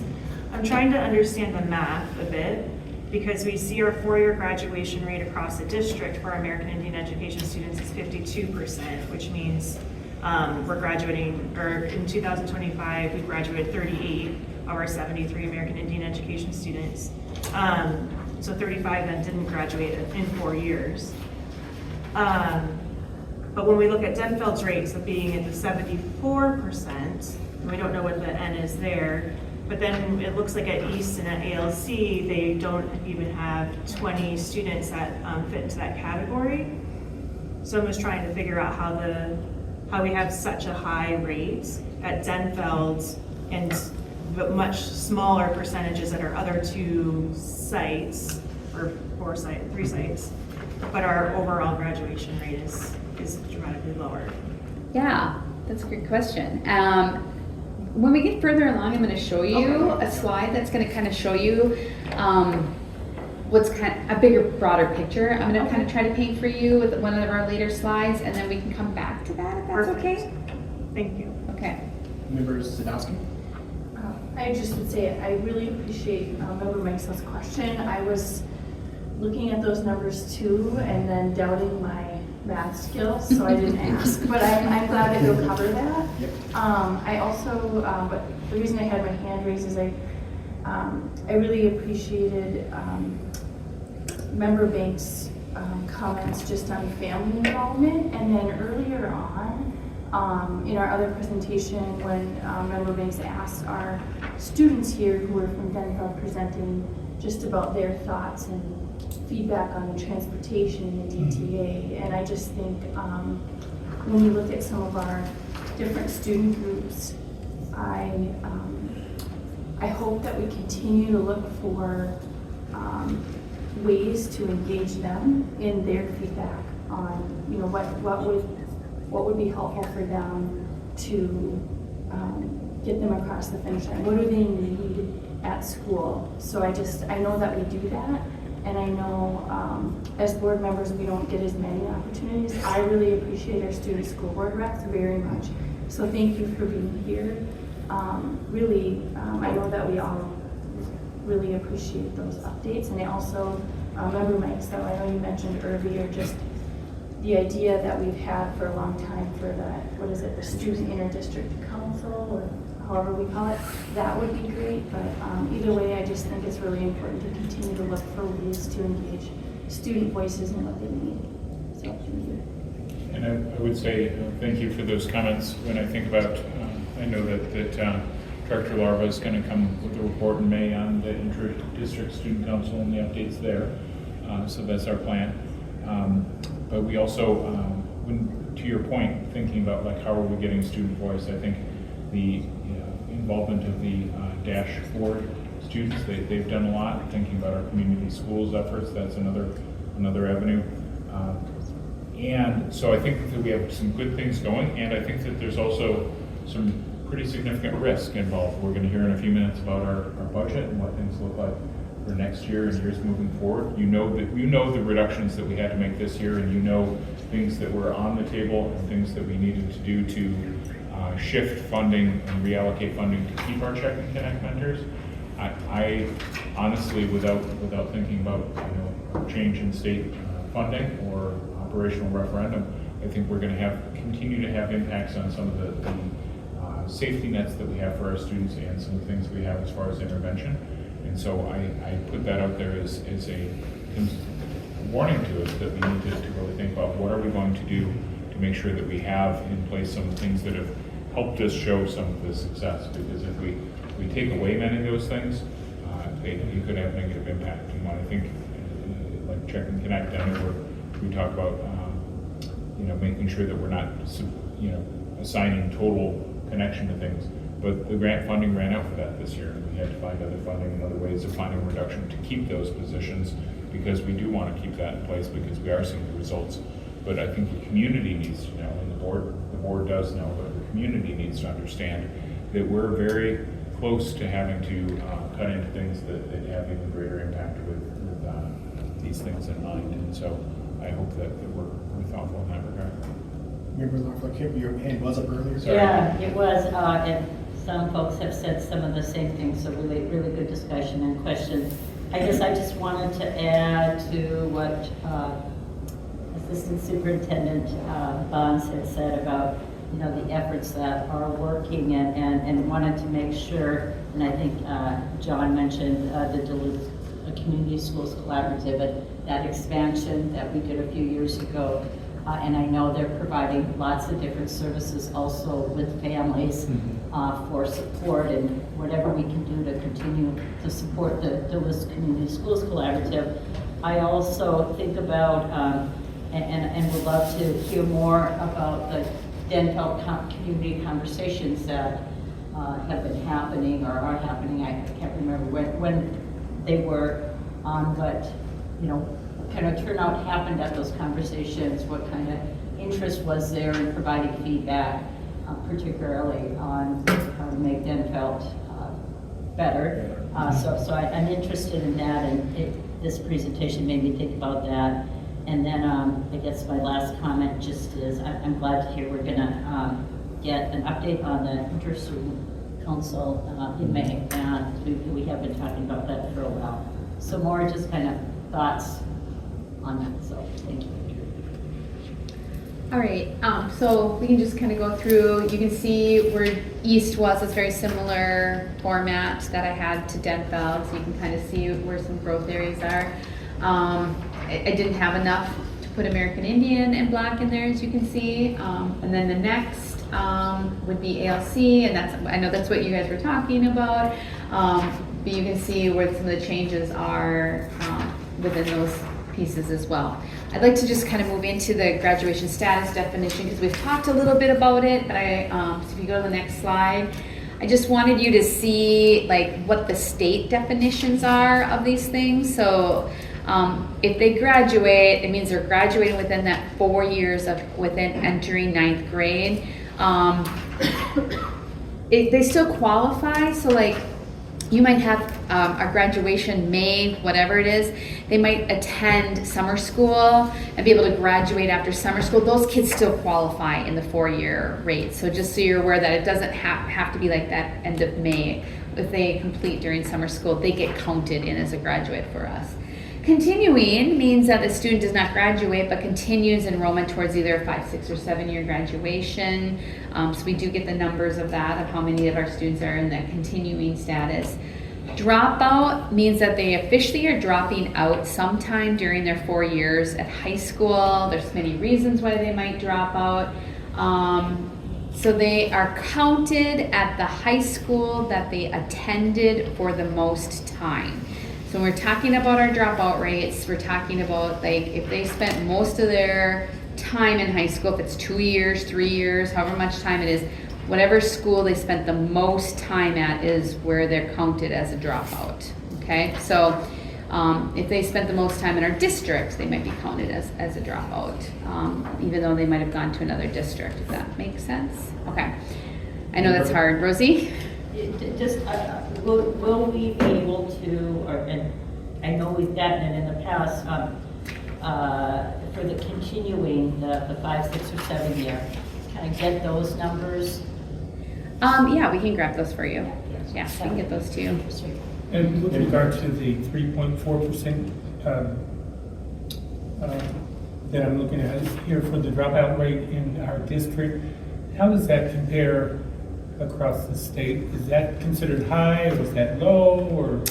You know, I don't know that they gave us that data. Like they give you, like you can compare your grad rates to other places in the state, but you don't necessarily know how many are continuing, dropped out, or unknown. I guess I would have to dig into that. I'm not sure. We can dig into that. I was just curious. Yeah, I'm not sure off the top of my head, so, yeah.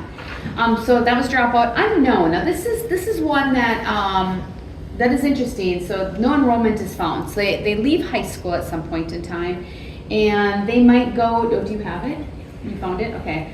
The Mars number does not get enrolled into another Minnesota school. So sometimes what happens for us is that we don't know necessarily that a kid's not going to show back up at our doorstep. So like they might have been here in 9th grade, and then they're expected to be back in 10th grade. They don't show up. They might have moved to another state, like they might have moved across to Wisconsin or wherever they might go to. We don't know where they are. They don't ever enroll back into another Minnesota school, so that's why they're unknowns. That doesn't count them as dropped out because they could have continued on with school. We just don't really know. So that's what that unknown is. We do have a lot of kids that come to us from out of state for care and treatment as well, and so when we take a look at some of our numbers, if I dive deeper into the data, you know, like we might have a student who comes and attends Superior Academy at Amber Wing for 14, 21 days. They still end up being tied to us a little bit because that's their last place of enrollment, but we may not know where they ended up going back to. They might not have been from our area. They might not have been from Minnesota. They could have been from Michigan or Wisconsin and coming and getting services. So just those are all things that are in play when you talk about our bigger, broader district number. And we are a hub in our area. Brenda and I are talking about this. Like, if you're down in the cities, there's a lot of intermediate districts that are down there, and they're servicing a lot of kids that are getting extra supports, maybe through an alternative learning setting or some special education services. Like, they might be in a district that's doing that specific work around that. We don't have any intermediate districts up in this area. We end up being the provider. I mean, I remember when I was in Cloquet and when I was in Carleton, we'd be like, oh, we're going to send this student to Merritt, or we're going to, you know, like they're going to Amber. Like they would go to the Duluth system to get some services before coming back to us. So that's a different situation for Duluth than it is for even our area schools. They don't necessarily have that. And you wanted to say you had something for them? It's just state. He asked about graduation. Oh, okay, you have it there. That's the percentage. So statewide dropout rate is 4.2%. So we are below that. Continuing is 7.3, and if you go to the next slide, you'll see that our continuing is 12.6, so we're a little bit higher with those kids that are continuing with us. And then the unknown is 3.5, so we're about the same, 3.6 with the unknown. So thank you for finding that. Quick and easy. Thank you, I appreciate that. Yeah. Teamwork. Teamwork. That's why I got a Brenda in my back pocket. So this slide does show you like the number of students. So if we had a 770 was our total data set for the district, and we broke this down. We had 619 total graduates in all of our programs. So that's Denfeld, East, Care and Treatment, ALC, everything that we have. The Bridge program, we graduated a student on a Bridge. So all those different things are qualified for it. That would be all under there. And then continuing, unknown, and dropout. Those are our numbers that we have. Quick question on that continuing definition. Are we assuming that our students who are labeled as continuing will be graduating within that either 5, 6, or 7 year frame? We're hoping so. There again, they could eventually drop out. They could, whatever their personal lives and situations lead to. But we hope that the 12.6% are kids that are going to continue with us or somewhere. Continue. I mean, because if we look at those numbers and we add them in to our 619 graduates in 4 years, that puts us at 716, and out of the 770, that would be a 92% graduation rate. And so just recognizing that some students may need to have that extra time to either make up or to take the time they need to graduate, that shines the light a little bit brighter on the services that we're providing, especially kids who might need extra support. Is that an accurate way to describe that? I think so.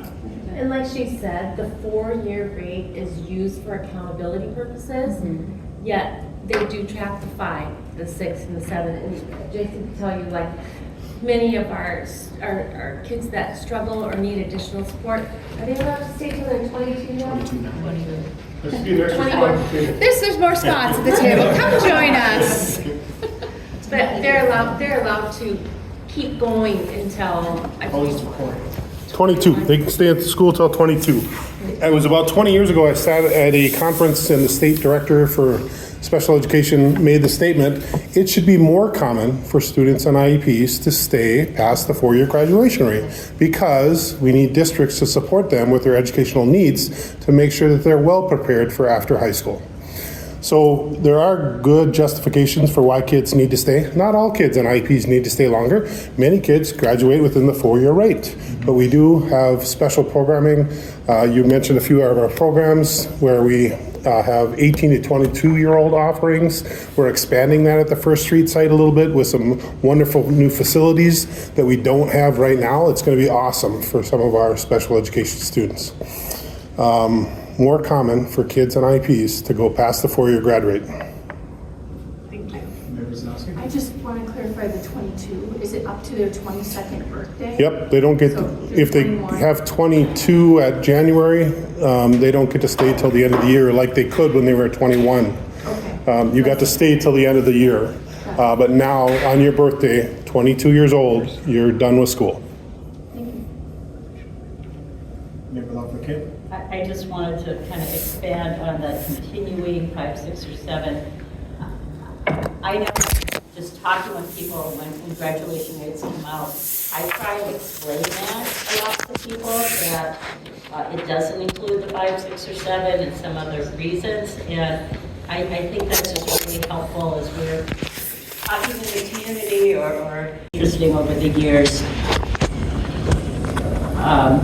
What those numbers look like, and not only understanding why, like you explained, Jason, but just stands our numbers. Yeah, and I last year or the year before, might have been the year before, I'm trying to remember, actually our state was trying to get a waiver to be able to do 7-year graduation rates versus the 4-year graduation rates, but the U.S.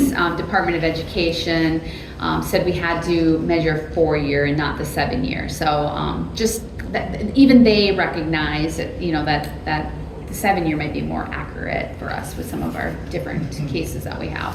And I would like to say something that I call on Superintendent Magus, but I want to really know that we are striving to make sure our students graduate in 4 years though. So it's great that we have these other opportunities and students can stay longer if they need to, we want them to, but our goal is to ensure kids graduate on time in 4 years. So that's what we're striving to do. So I want to make you guys go to Superintendent Magus. I agree, and if you could click to the next slide, I think that one is really It's powerful. very powerful. Slide deck. No, powerful slide. Oh, powerful. I thought you said Powerful. power. I It's thought you a said powerful PowerPoint. I was slide. like, wait, no, slide deck. I'm really excited about this slide, and he's like taking my thunder. I finally stopped calling them PowerPoints. No, but this is so exciting, and if you want to illustrate that, that'd be great. Oh, okay. So what we did, Brenda and I were sitting there and we're like, you know what? What is the actual seat-based graduation rate when we take and combine Denfeld and we combine East?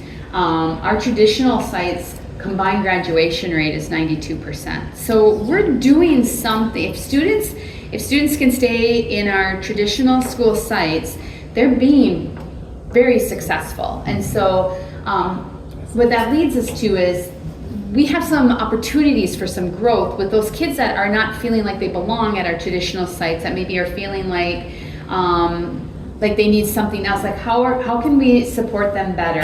The ALC I combined, we had the seat-based and the independent study, I combined them so you can kind of get a combined rate for students that are there.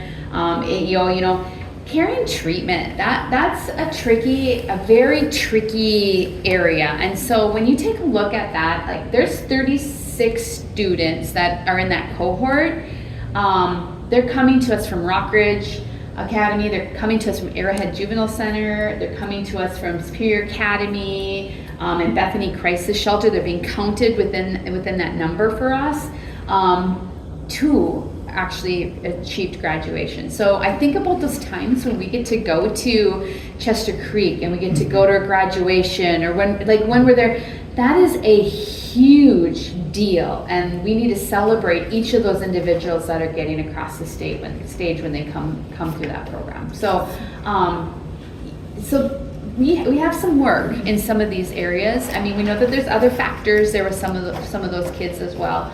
But those are some of our areas of opportunity that we need to focus and say, how can we do better for our students in some of those settings? If they're feeling like they need additional support, how can we support them better?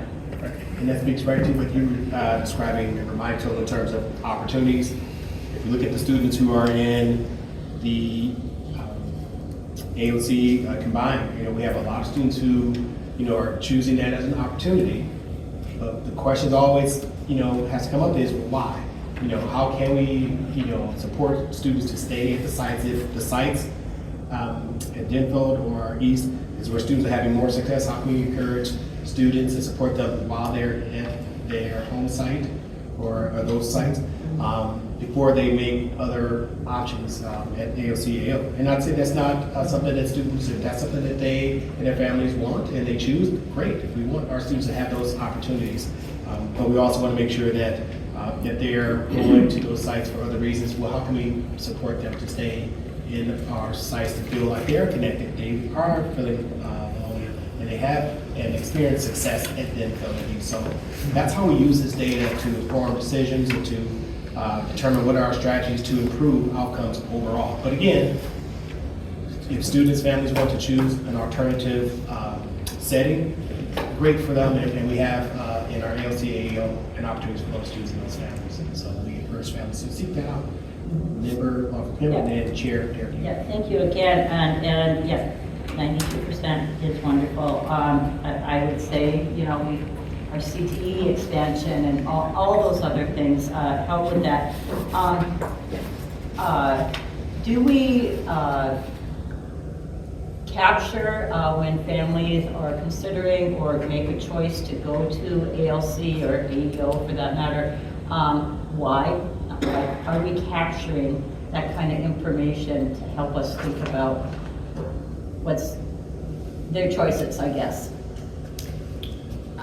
I know that the ALC has meetings with the families, and so they get they get data. It's probably not like quantitative data, it's more qualitative data is what I'm trying to get to. AEO choices are very unique for us.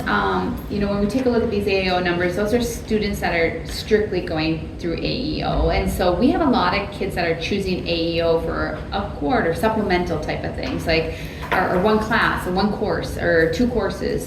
So that's a little bit different than potentially what might be for that.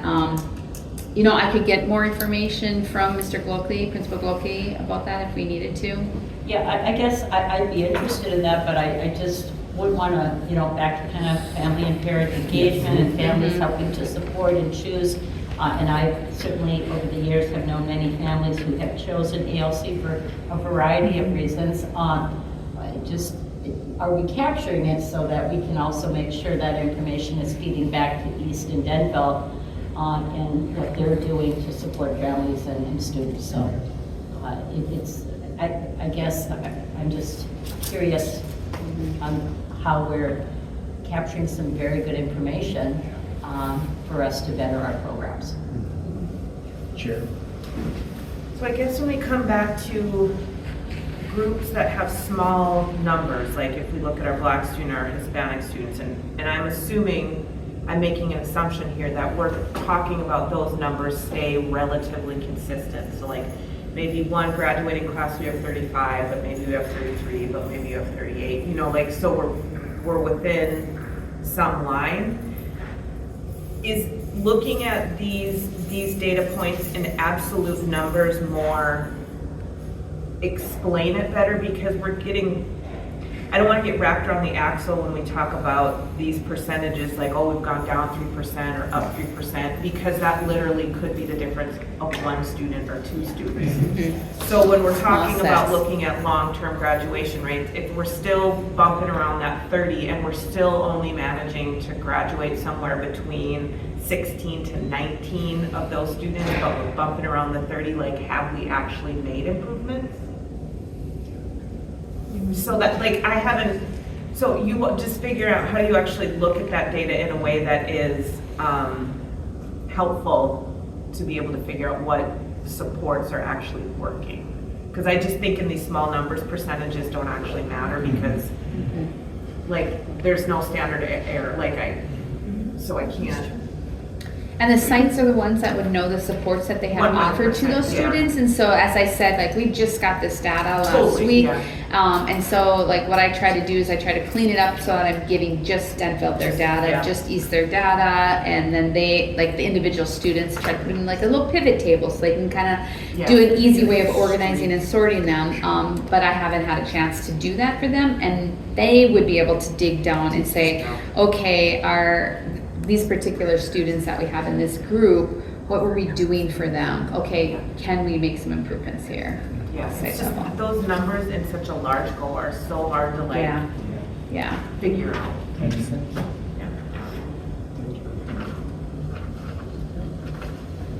I just lastly wanted to express, I know this was a very quick turnaround as you described at the beginning, and as we know from getting the information late last week, but so really appreciate that we were able to get it on the schedule right away to help us understand and talk to the community. And so just a big thank you, Jen. I know a lot of work and work that was done.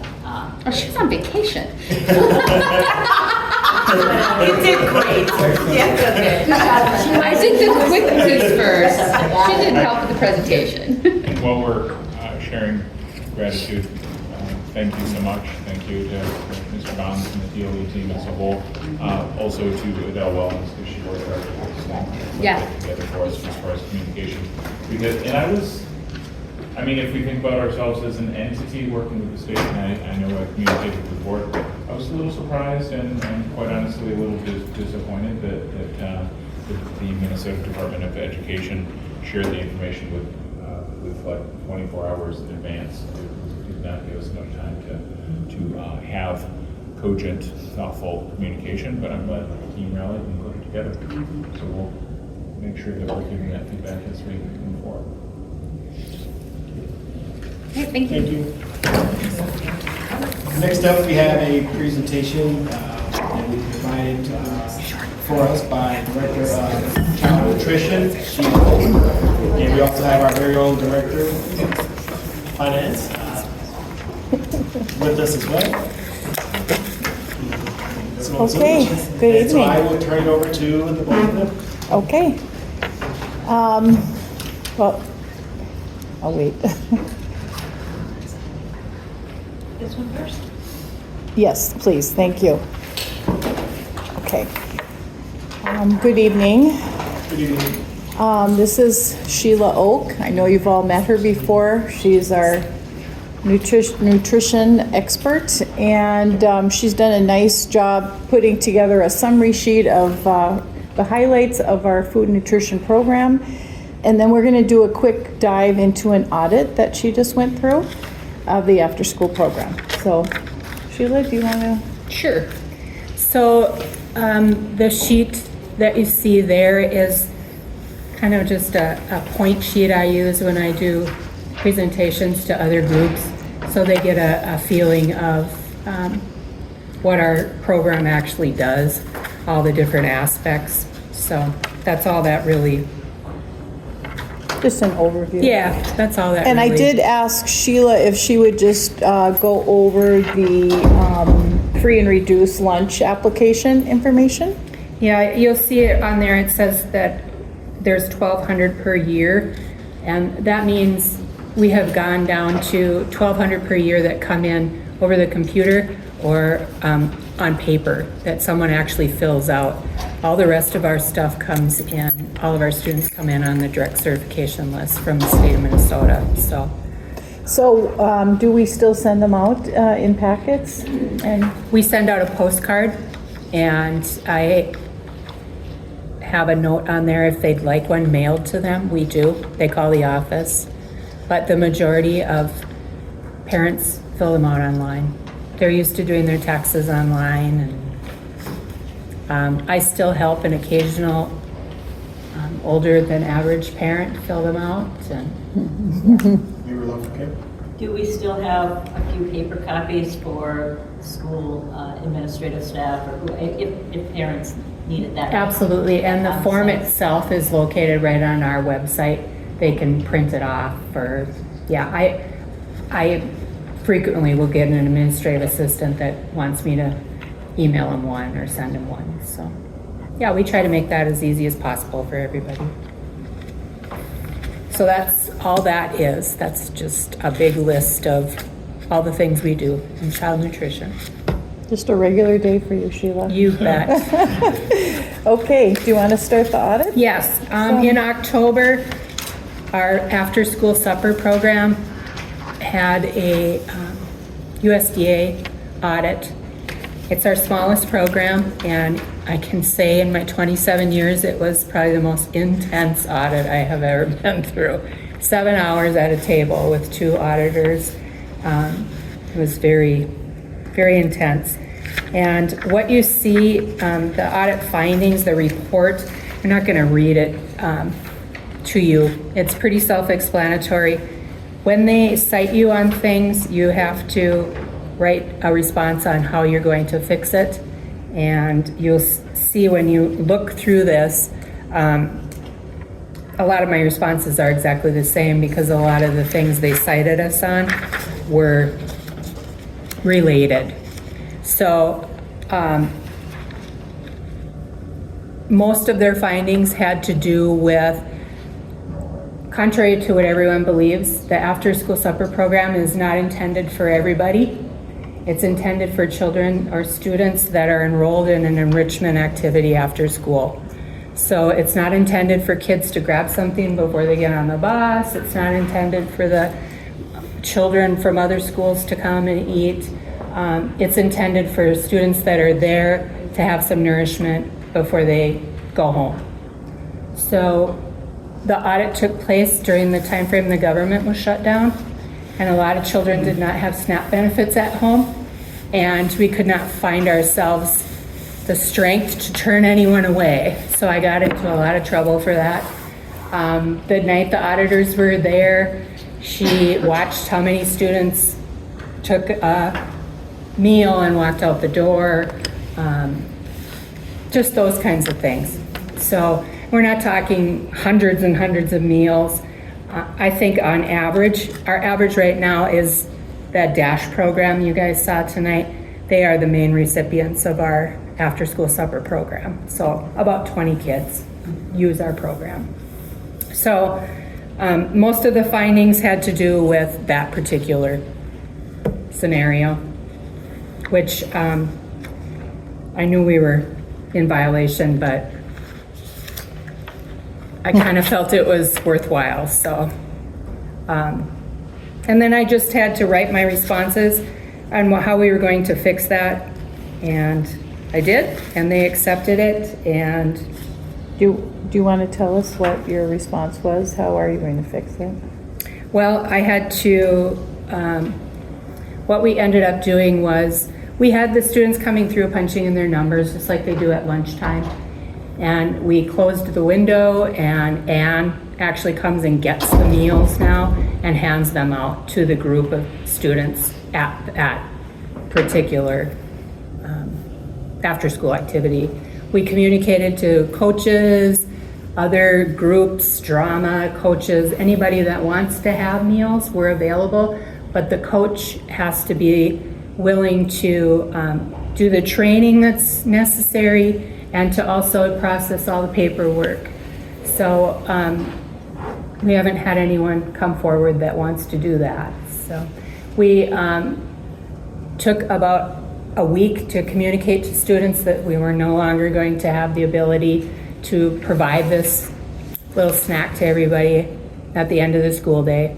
And kids just kind of rolled with what we had to do, so. Yeah. I have a quick question. Sure. Is Denfeld the only site where we offer the after-school? So, yes, the program at Denfeld is labeled an at-risk supper program. And in my other, like Stowe or MacArthur, we have after-school snack programs in about 5 or 6 different locations. It's a different, there's only 2 components in the after-school snack program. The supper program has 4 components in their little meal. Do you know off the top of your head, like what the value is of one after-school supper meal? The reimbursement to me, yeah, it's about $5.20. Okay. So it's really a small part of my program. Yeah. And how many kids do you think were taking it who weren't involved in like the after-school program? Well, programming at the site? probably 40. The only program you need to take attendance. They want to know who took the only kids that were actually taking attendance was Dash. I couldn't match up all the rest of the students with the program. I tried really hard, but I couldn't get them to match to anything. I took all of the enrollments of every sport that was happening and tried to find a way to get all of those reimbursable, and it just did not work, so. Got it, thank you. Yeah. Sheila, I'm appreciating learning more about this. I guess I knew it was happening. I didn't know kind of the when and how. But I just want to tell you, I appreciate as a board member that you're directed with heart when we're in a world right now that has leaders that aren't. So thank you. Thank you. Yeah, the auditor saw my side too, but still had to enforce the rules. So yeah, thank you. It's a tough thing to tell someone they can't have something, so. Yeah, anybody have any other questions?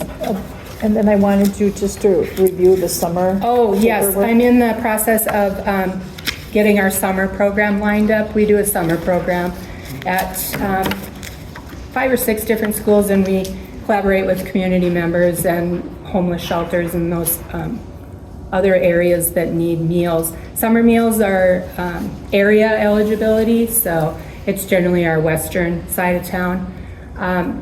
You would not even believe the amount of paperwork that has increased just because of all of the fraud and things that happened in other food programs in Minnesota. it's incredible. I used to have like just an example, a 1-page, hey, you're gonna run down at ACO, you're gonna give meals out. I need you to read through this, understand it, sign it. It was 1 page.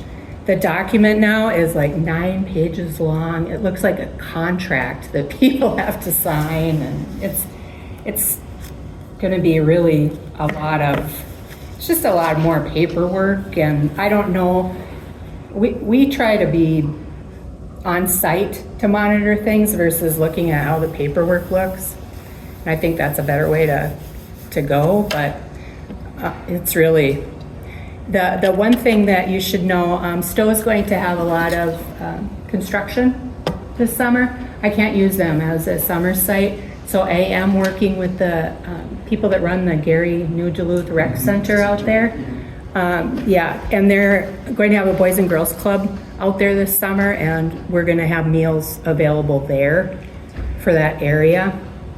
So we're trying to pick up where we've missed, places that might need us. I know we generally do a good advertisement to the community through our social media and yeah, Adele helps me do that. Yep. I'm just curious, for the public who might be listening now, so children can access the meal program, can families go together even if they have preschool age kids and parents or guardians? Yep, meals are free for anybody 0 to 18, and I think it actually goes beyond 18 if they have special need.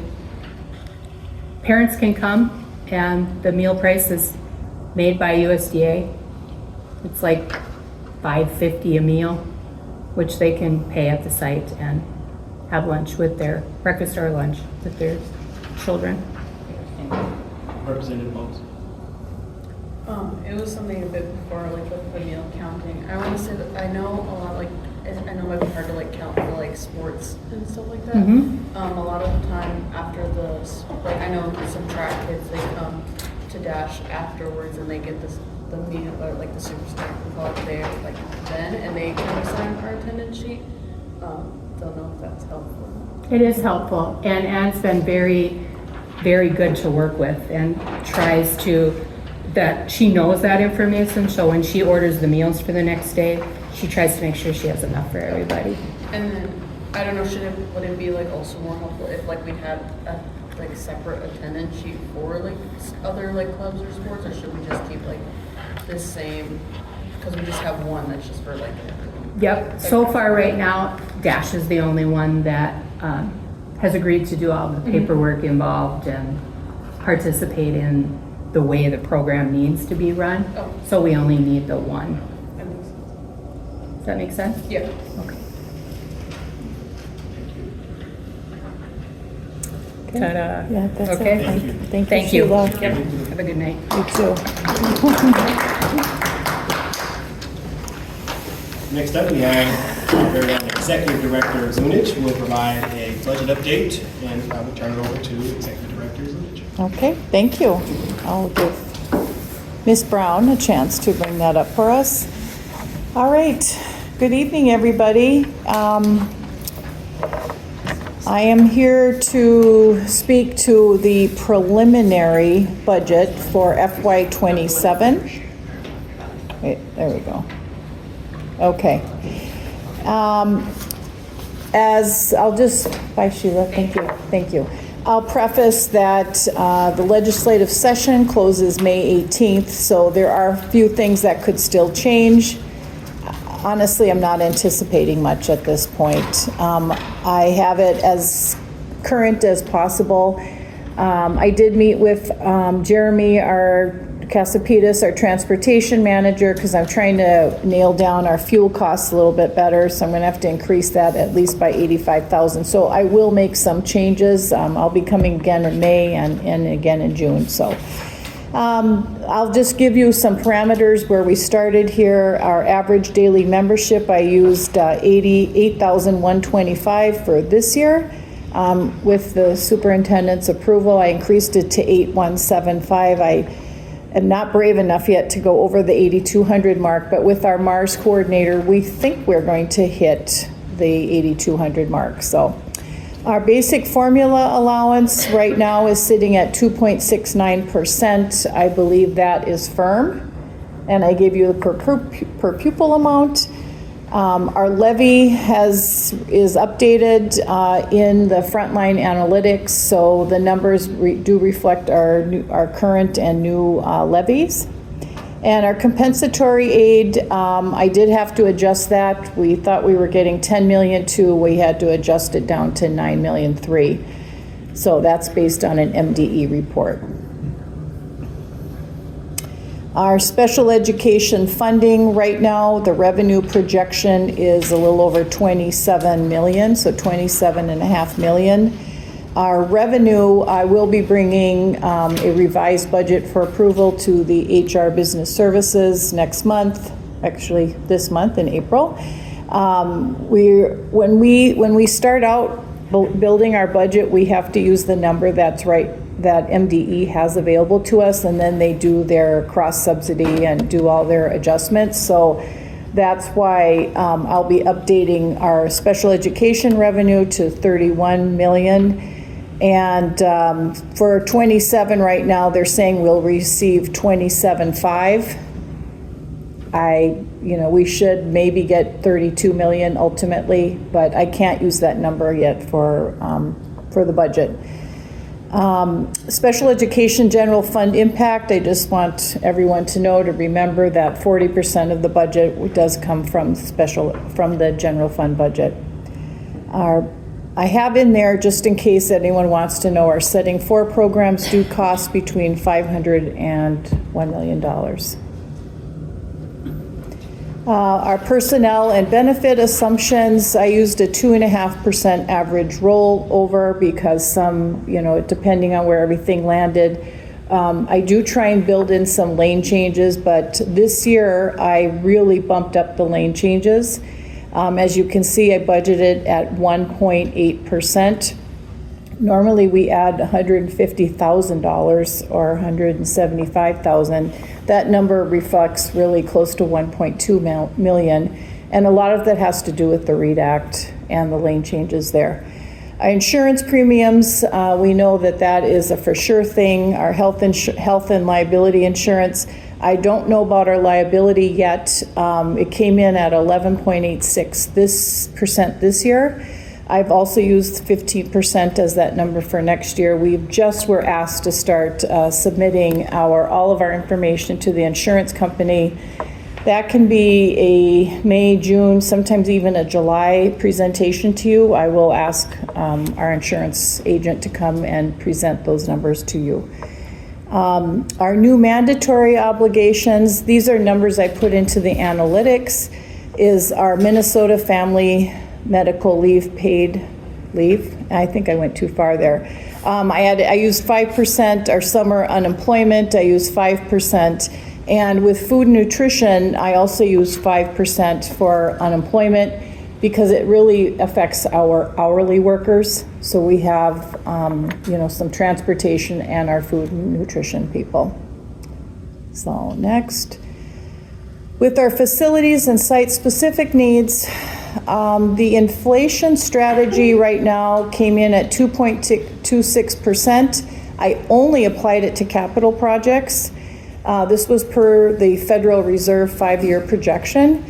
I left purchase services and supplies, I held those flat to FY26 levels. But I did increase any capital projects because please remember we did the 10-year LTFM plan. We plan on doing a lot of work out at the sites starting July 1. So I did apply that inflation rate there. If I need to, it can be adjusted next spring. Our First Street additional staffing, I added approximately 3 FTE, any support, 2 custodians and a part-time clerical for the front desk. Again, these assumptions may require further increases or decreases. And other numbers that I used for our budget, the READ Act, $650,000 for FY26, and then I almost doubled it to 1.2 million for FY27. For the Minnesota Family Medical Leave Act, while state funded, the district must absorb the cost of a substitute. So we get taxed, the employer gets taxed, the employee gets taxed, and then the state can pay between 50 and 73% of your leave. But if it's a certified staff member, or sometimes even a para, the district is required to pay for the substitute. So it could be from 12 weeks to 20 weeks that we would be paying for a substitute.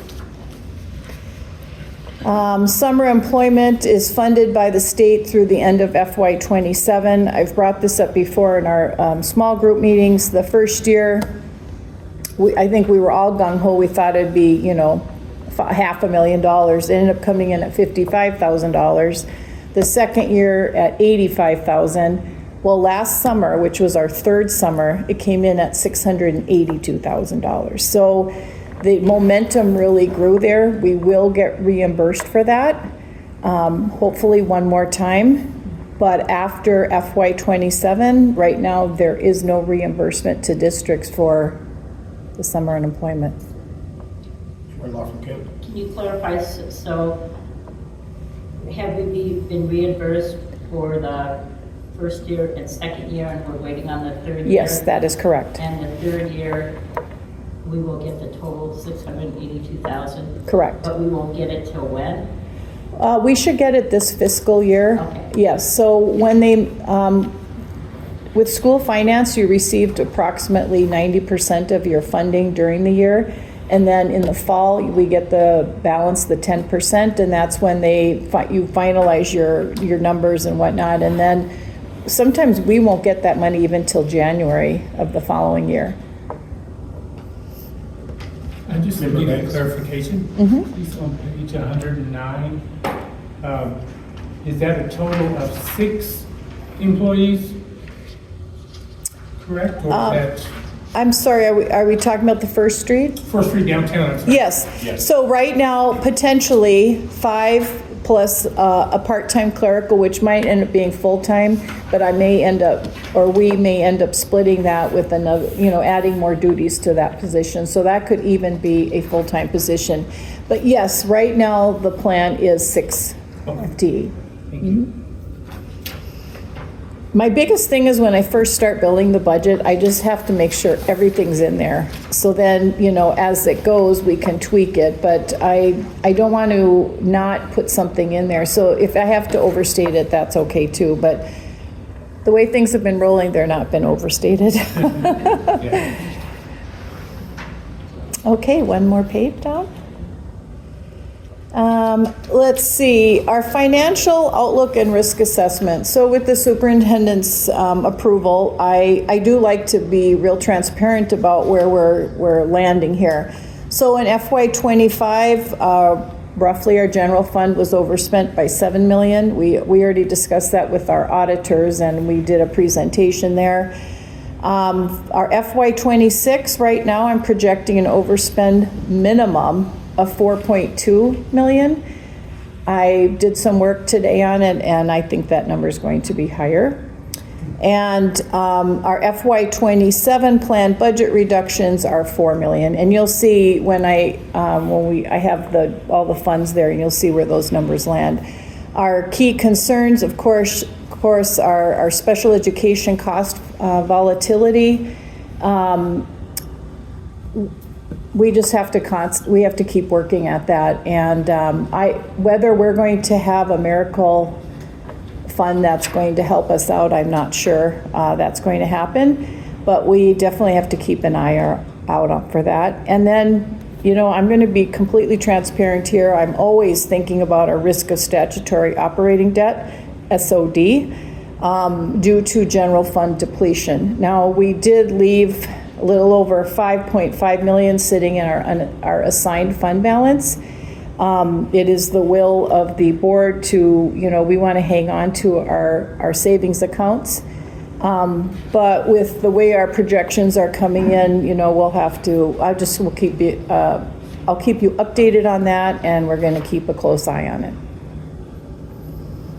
So here is what it looks like. Again, this was all done through our frontline analytics. When it comes down to it in May, you know, I give you all those nice, really detailed sheets. I will provide all of that. So this month and next month, I'm a little torn about next month because the legislative session doesn't close till the 18th. And I was looking at the committee of the whole meeting, I believe is May 7th or something like that. So, but I think I'll have a better, you know, a better view of it. I check every single day, and the Department of Ed has still not opened up our revenue what-if calculator that I use.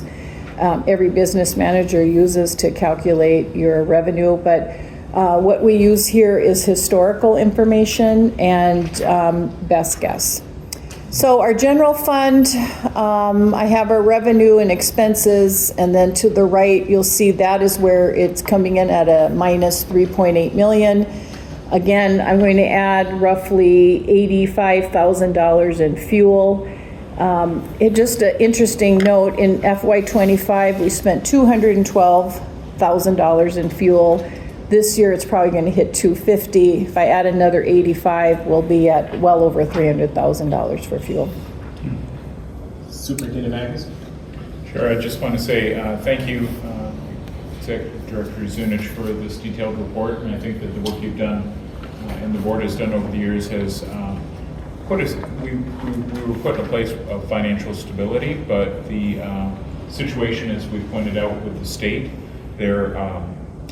the funding mechanisms that we have, the math just simply doesn't work. When we think about the special education, for instance, being reimbursed at 60%, and then for the governor's budget to reduce by another $300 million, it basically wipes out most of that cross subsidy that we had gained over the years. So thinking about what can we do to continue to advocate with the state for those things, and also advocate that we're not gaining any additional unfunded mandates, that's extremely critical for us.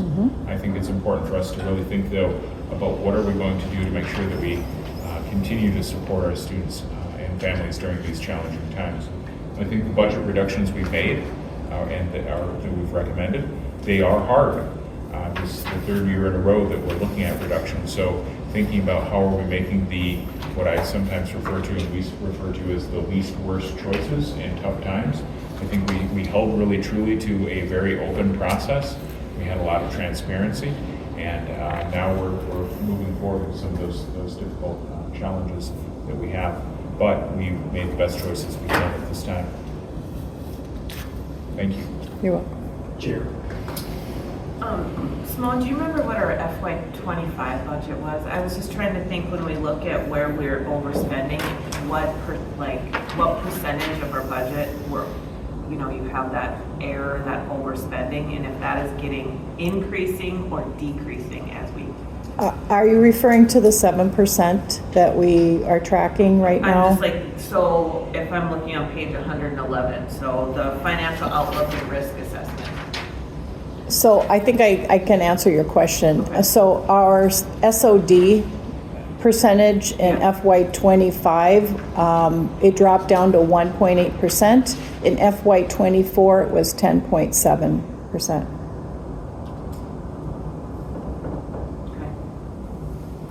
So FY24, and then. And please remember, though, we were coming off of ESSER funding.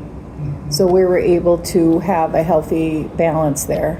And even though we had been overspending on non-ESSER funds, we were able to, create pockets where we could spend from. Yeah. But in FY25, ESSER was no longer there. So it dropped from 10.71 down to 1.8.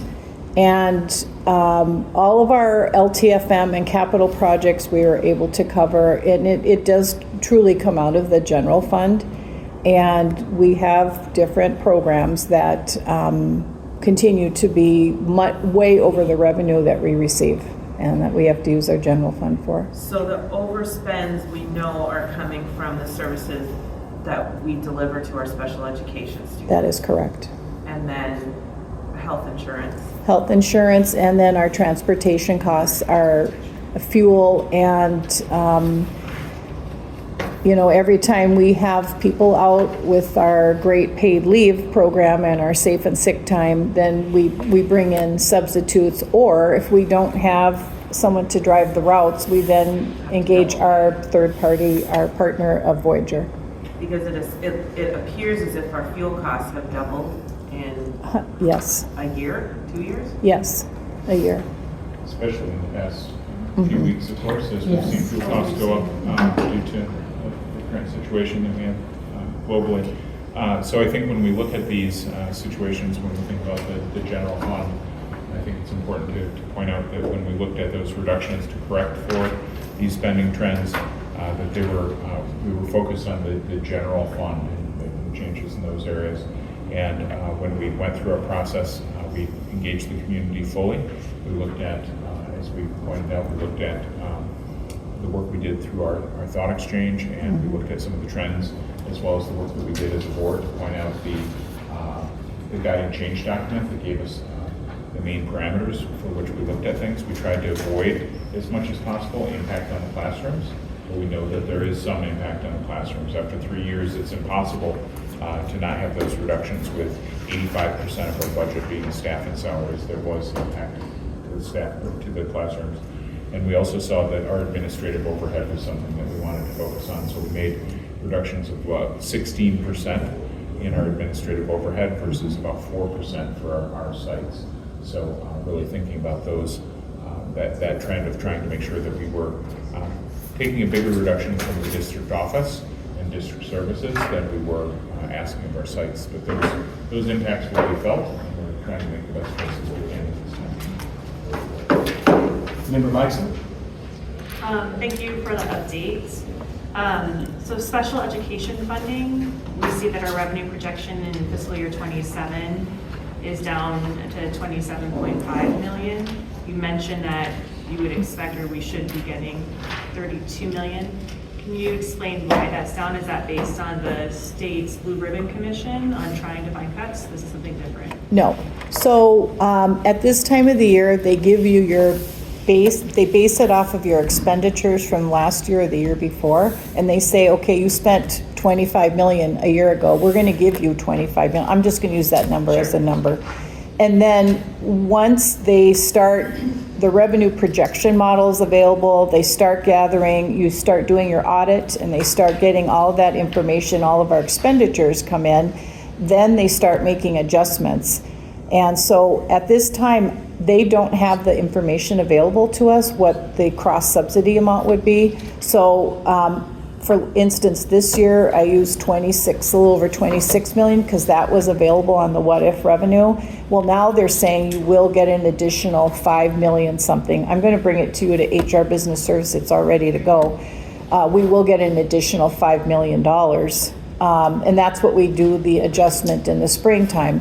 Now, the special education department does a great job of monitoring their budgets as well. We know the revenue for state revenue will come in at the $31 million, but right now our anticipated expenditures might even be like 36 million. So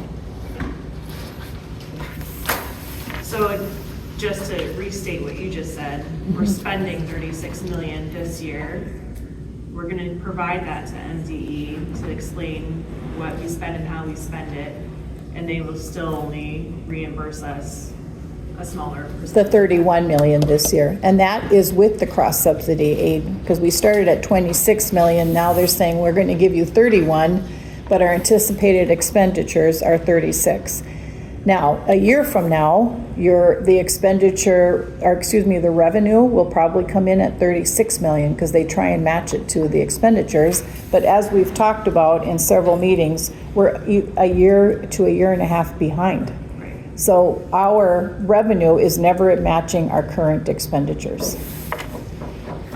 Thank you for that explanation. Can you, did I hear that our health insurance is now firm at 15%? It is firm at 15. Okay, so we're still just waiting for the confirmation of what the liability insurance. That is correct, and that may not come until May, possibly June, but it came in at 11.86% this year. I'm going to use the 15% number.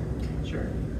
And then I think we distracted you and you missed an opportunity to spotlight something that we're doing well in terms of efficiencies. On the unfunded mandates and contract review page, there was a mention of Kelly Education. Yes, thank you. Yeah, I did get distracted from that. Thank you. I distracted you. I apologize. Oh, no, that's okay. I'll go back to that too, and I'll just wait and see till the end. But, So this conversation has come up. For 3 years now, we started using, they used to be called Teachers on Call, now Kelly Education, to do our substitute calling and fill positions. And as before, the substitute teachers, that language is always in the teacher's contract. But then we paid TRA, which is the teacher's retirement. We paid taxes on it.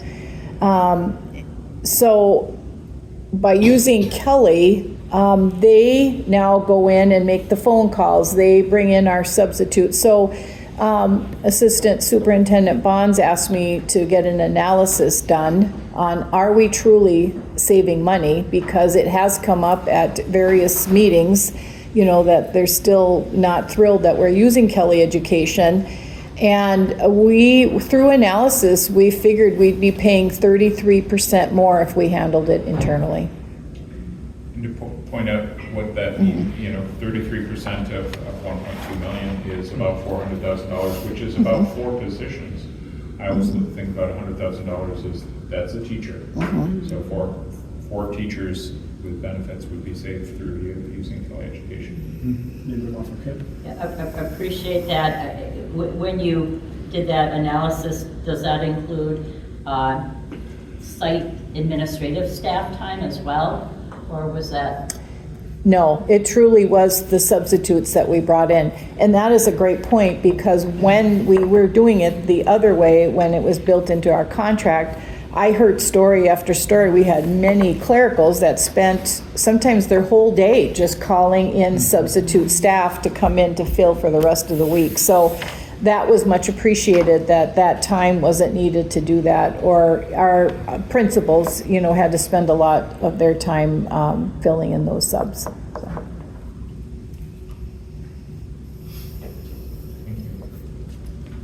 Seeing no additional questions, that concludes our call meeting. If I could insert one thing before we conclude, just as an informational piece to the public and to the board, just a reminder that our hearing for the lawsuit related to returning protected status to schools, the hearing is tomorrow morning at 9:30, and I did forward on a message to board members that gives an opportunity, if you want to listen in via telephone, there's that opportunity for you if interested.